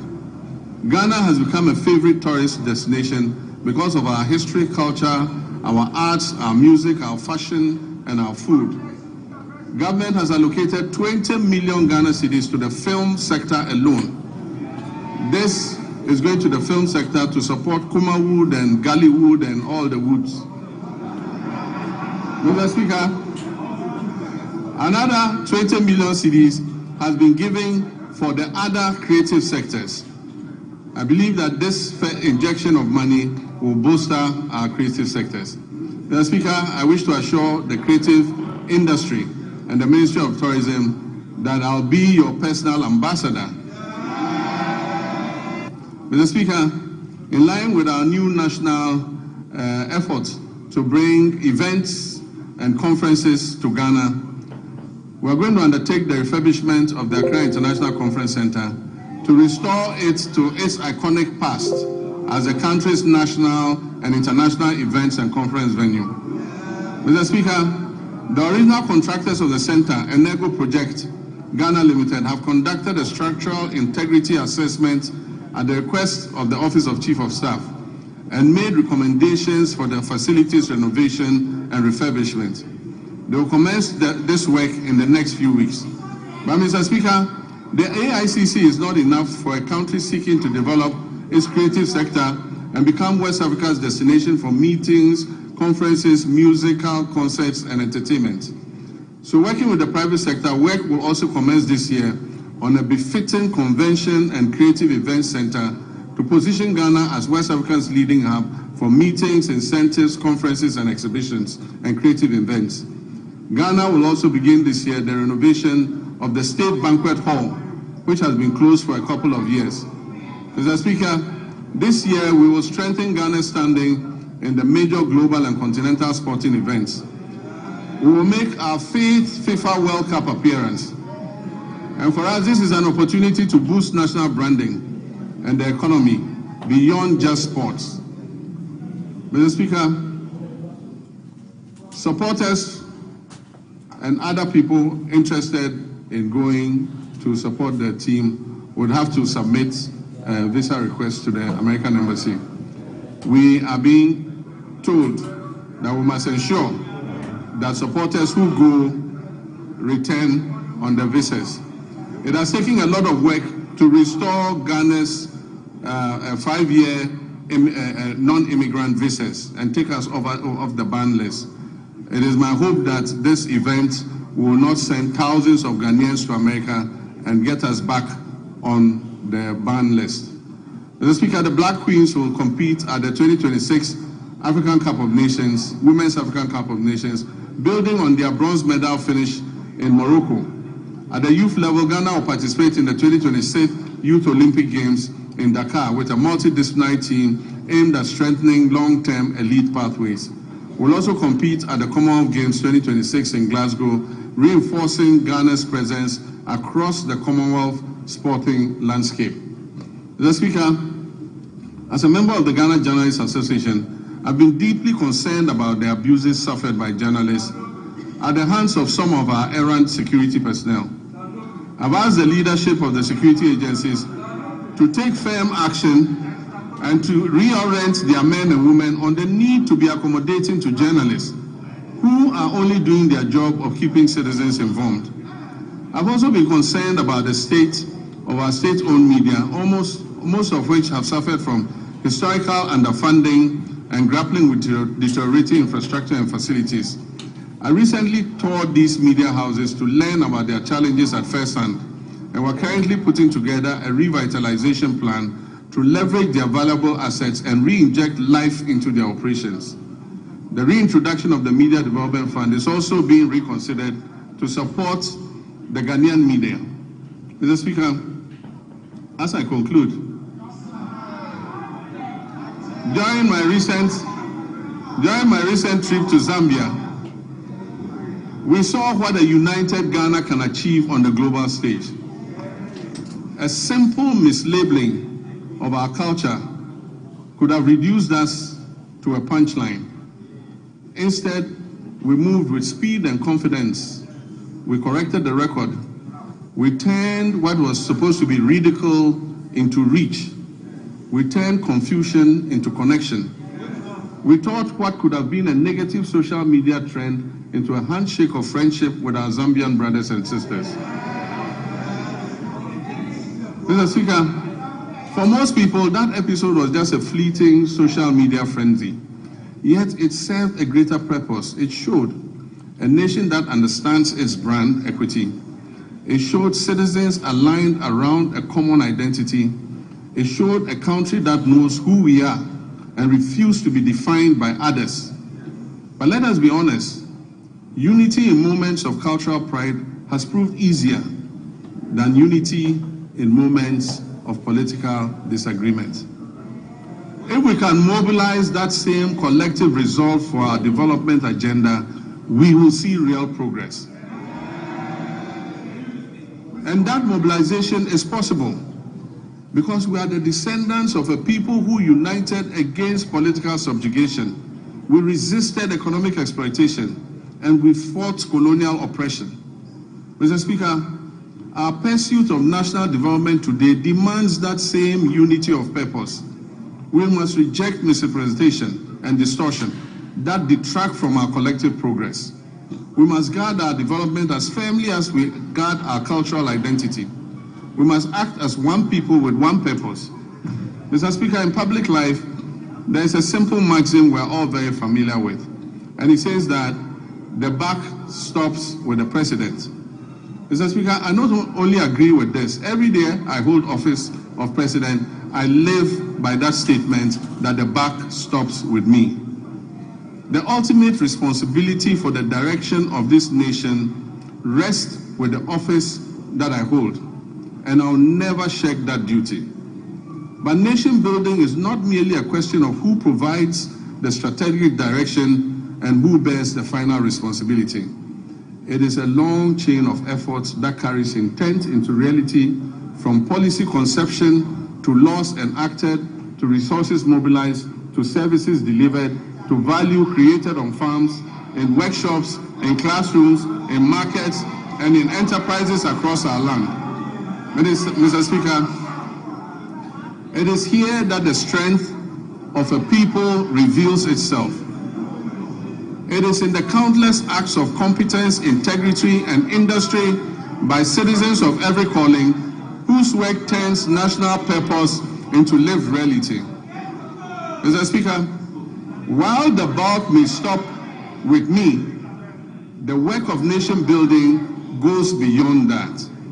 Through the labor, enterprise, and civic spirit of millions of Ghanaians whose daily efforts give policy life. Mr. Speaker, I will continue to carry the weight of final accountability. And I ask in equal measure that our citizens bring their full measure of energy, skills, and patriotism to the common task of advancing our country. That is how nations are built. That is how economies grow. No policy can substitute for civic duty. No program can replace the quiet discipline with which millions of Ghanaians sustain their families, serve their communities, and carry this republic forward each day. Mr. Speaker, we are sometimes tempted to judge our nation only by our failures and our difficulties. But the country is not defined solely by its difficulties. It is defined by the choices its people make in response to those difficulties. Repeatedly through our history, Ghanaians have chosen steadiness over despair, cooperation over division, and purpose over cynicism. That is the deeper strength on which our future rests. We faced testing moments before, and we have overcome them. We've gone periods of economic strain, transitions that have demanded much from our citizens and our public servants alike. And Mr. Speaker, there's an African proverb that says, however long the night is, the dawn will break. Mr. Speaker, the dawn is breaking for Ghana. The moment we are in requires not only endurance, but also action. It reminds us that renewal belongs to those who prepare for the morning, while others still speak of and look back at the darkness. For Ghana today, that dawn is not a promise we must recite. It is a reality we must build into our institutions, into our economy, and in the ethics of responsibility we pass on to the next generation. So let us live each day mindful that the Republic is larger than any one political party, any office, any individual. This republic belongs equally to the farmer, the trader, the teacher, the nurse, the artisan, the entrepreneur, the parliamentarian, and the young citizen, and the elderly retired personnel. Mr. Speaker, each of these people has a stake in our nation, and each one has a duty. Each has a claim on the future we're shaping together. Mr. Speaker, nations endure not because they are spared trial, but because their people refuse to surrender to trial. Ghana has been tested before. We did not surrender. We will not surrender now. And so with gratitude for how far we have come, and with the resolve for the work ahead, I say, Mr. Speaker, the state of our nation is resilient, the state of our nation is renewing, and our nation is firmly in the hands of its people. Our nation is on the brink of takeoff, and so, ladies and gentlemen, passengers, fasten your seatbelts. I thank you for your attention.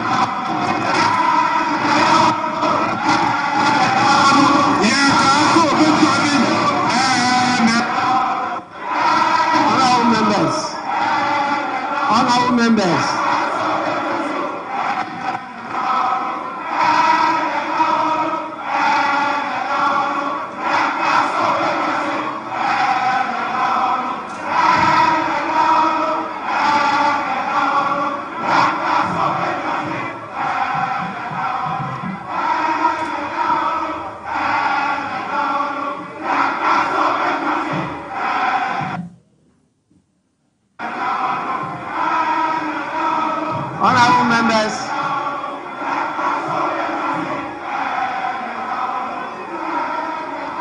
honorable members,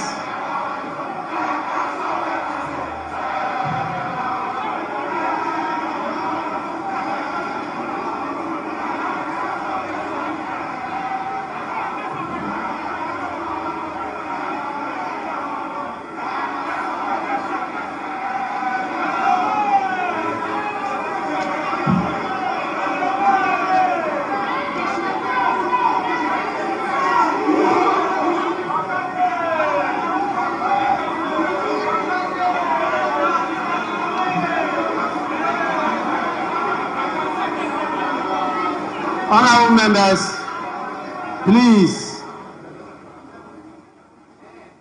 Honorable members, you know we are in this together, and you understand as accomplished parliamentarians that when the speaker is on his feet, every other person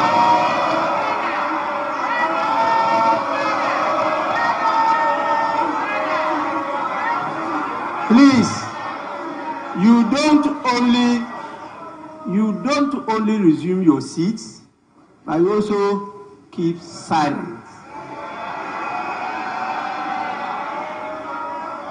Honorable members, before I convey the gratitude of the House to His Excellency the President for the message, permit me to acknowledge some more senior patrons who are with us here today.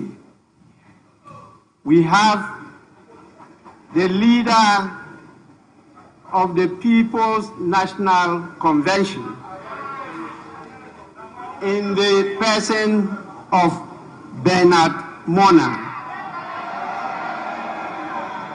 We also have the leader of the All People's Congress, APC, in the person of Hassan Abdullah Ayaraga. And we have my senior brother, the former flag bearer of the Convention People's Party, Ivor Robina Greenstreet, also with us here. Please, you are all warmly welcome. Honorable members, in accordance with Standing Order 72, Rule 4, I convey to His Excellency, the President of the Republic of Ghana, the gratitude of the House for the address. Honorable members, again, in accordance with the practice of this House, a formal communication will be forwarded to His Excellency the President after the House has thoroughly debated this message. So His Excellency will hear from us. I know you are ready.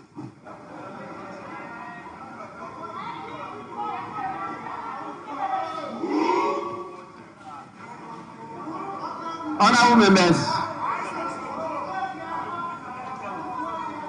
we, by our rules, are to sit for 5 hours per sitting. When it's not up to 5 hours, the motion for adjournment has to be moved. And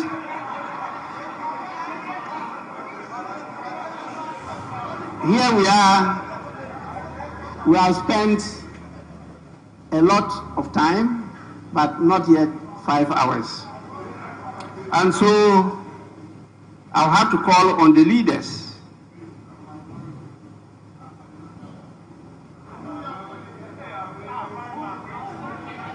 starting with the minority leader. And honorable members, in consultation with the leaders, I'm giving each of them 5 minutes. 5 minutes. Please, we hear you for only 5 minutes. Then after that, I put the question for adjournment. Yes, minority leader. Speaker, with respect, let me thank you for the opportunity and thank Mr. President for living up to this constitutional obligation But Mr. Speaker, what the president failed to tell the people of Ghana is that 1 year in government, he's still acting with slogans, no action. Mr. Speaker, electricity tariffs have skyrocketed and Ghanaians cannot afford electricity. We have thousands of Ghanaian youths who are, Mr. Speaker, can they be quiet and listen? Because if they misconduct themselves, we'll do the same thing to their leader. Be quiet. Don't take away my time. If you don't keep quiet and listen to me, your leader cannot speak. If you don't know, I'm telling you. Mr. Speaker, thousands of Ghanaian youths were dismissed through a letter by the Chief of Staff. It's part of the state of the nation. Mr. Speaker, as we speak, there is a scandal looming. Security services recruitment, TribeNet, we know who brought that company to the ministry. Kama has a way. And we, the minority, will pursue the person and make sure there's full disclosure. Mr. Speaker, the cocoa farmers, they have reduced producer price and Erikopoku cannot be found. They don't care about cocoa farmers and they are here telling us inflation, macroeconomics lebedi. Macroeconomics lebedi. Mr. Speaker, Galamsey continues. Ghanaians continue to suffer under this Galamsey hardship. And we expect concrete action to be taken on Galamsey. Mr. Speaker, to conclude, our elders say, give credit where credit is due. Mr. President is telling us today that some gains have been made. Those gains through this gold for reserve. Mr. Speaker, the gold for reserve policy, what they have failed to tell Ghanaians is that the Baumia that they attack, Mr. Speaker, the Baumia that they attack,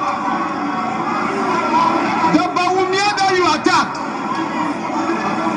is the brainchild of this policy.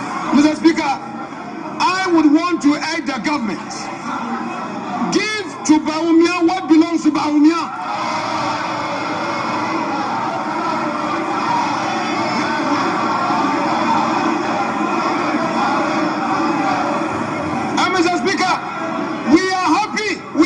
They are showing a picture trying to embarrass the former finance minister. We've seen, but very soon, let me assure you that somebody, a senior appointee who is in charge of this TribeNet, will go to jail. So the one behind TribeNet, the one who introduced TribeNet to the ministry, who is chopping money. Mr. Speaker, we are happy you are showing. Very soon we'll bring a picture. Then you will see the one in charge of TribeNet duping innocent Ghanaians, duping their unemployed youths. There are many youths who are looking for jobs, and this TribeNet, with the connivance of an appointee of government, she will be exposed. So you continue with Kenoforiata. Soon and very soon, it will be your turn. Mr. Speaker, I will conclude by saying that this side of the House, we are ready today to debate on this SONA. And by Monday, the true SONA will be voted by the minority. By Monday, we, the minority, will present to the people of Ghana the true state of the nation. Mr. Speaker, that said, let me thank you for the opportunity, and I wish Mr. President well. Thank you very much.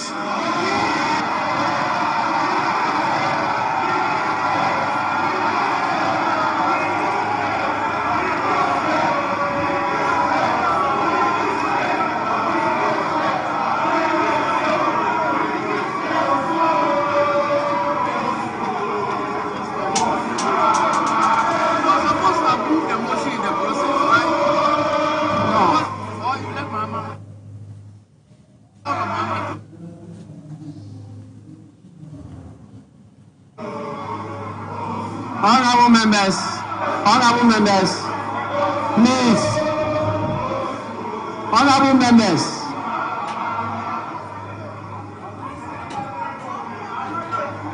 members,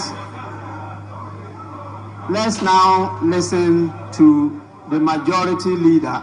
5 minutes. 5 minutes.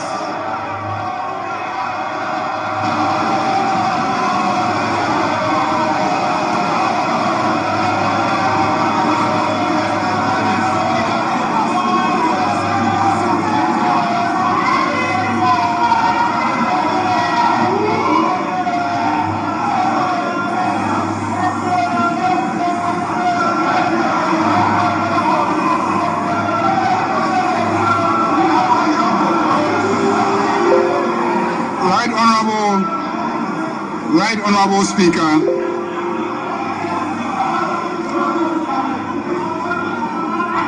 on behalf of my colleagues in this House,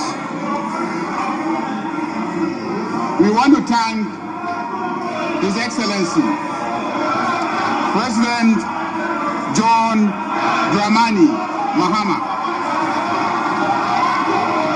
for his excellent leadership.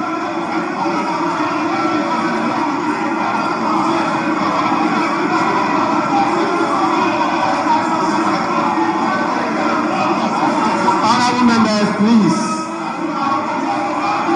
Honorable members.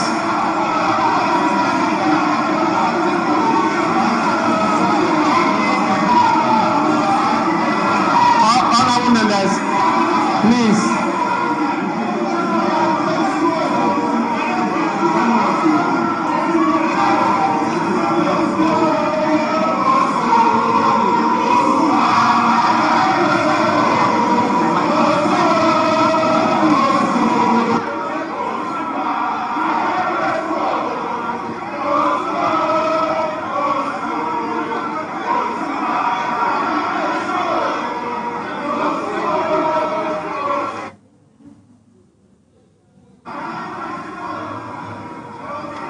Honorable members, please. We are not at a rally ground. Please.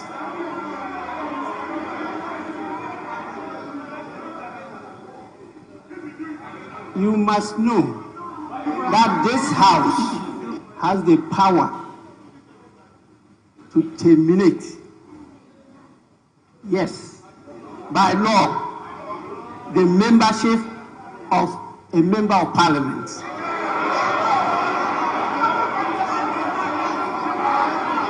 Please.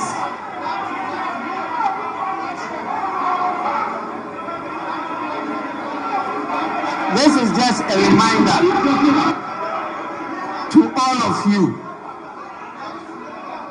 Again, this is a reminder to all of you. Majority Leader, you may continue.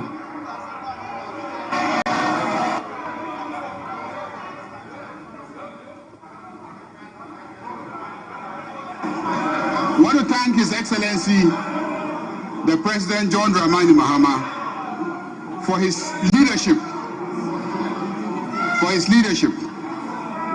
Ghanaians are very grateful to you. Mr. Speaker,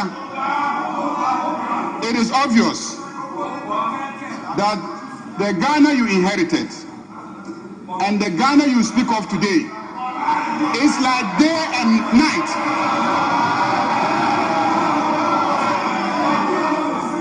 The Ghana you inherited is as dark as the dark dresses that they are wearing on the other side. And the Ghana you speak of today is clearly as bright as the white dresses that we are wearing on this side.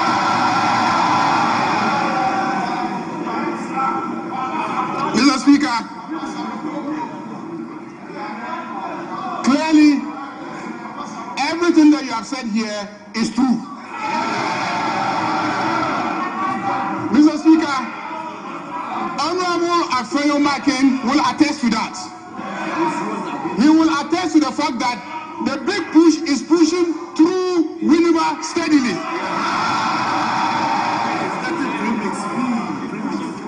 And he's getting premix. Mr. Speaker, it seems today is about cocoa prices. I can understand. Mr. Speaker, let me read Reuters today. Reuters has confirmed Ivory Coast will pay cocoa farmers 800 to 1,000 CFA francs per kilogram for the mid-crop starting March 1st. The main crop price was 2,800 CFA francs per kilogram. When converted to Ghana cedis, this is about 980 to 1,225 Ghana cedis per 64 kilogram bag.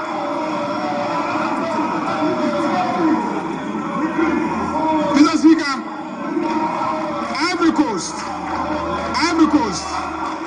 will pay cocoa farmers 800 to 1,000 CFA francs per kilogram from the mid-crop starting March 1st. The main crop price was 2,800 CFA francs per kilogram. When converted to Ghana cedis, this is about 980 to 1,225 per 64 kilogram bag. In Ghana, farmers are paid 2,587 per 64 kilogram bag, which is more than twice the price in Ivory Coast. This is confirmed this morning by Reuters. Mr. Speaker, I see written on the muffler of my friends in black that MPP Yaya Mobo Dodo. MPP Yaya Mobo Dodo. Mobo Dodo MPP. Yaya Mobo Dodo MPP. Mr. Speaker, this is a month of Ramadan, and Your Excellency, all Muslims in Ghana will pray for Allah's blessings on you. For your sterling leadership that has been recognized by the entire West Africa. That is why they unanimously elected you unopposed to lead in Africa. Ghanaians are proud of you. This Ramadan, many of our people could afford sugar and rice because the prices have come down. Mr. Speaker, Honorable Majority Leader, let me conclude. Your 5 minutes is up. Let me conclude by seconding the motion. The motion moved by my friend, Honorable Majority Leader, you will now move the motion for adjournment. Mr. Speaker,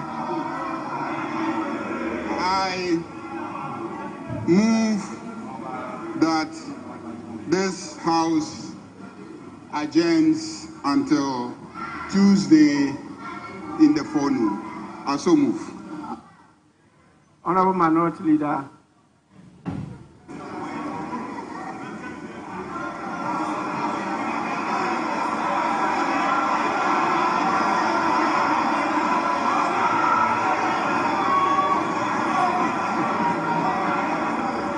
Mr. Speaker,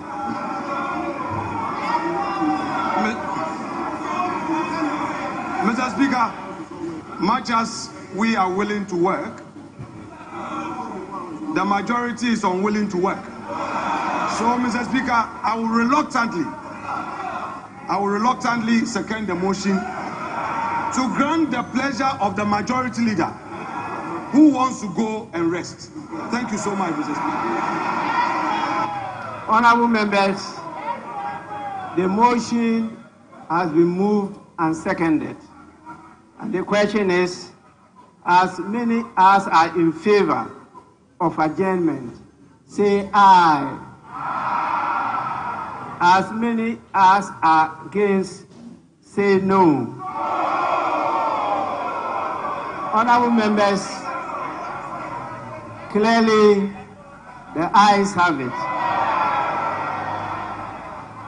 The House is accordingly adjourned till Tuesday, 3rd March 2026 at 2 p.m. The House is adjourned.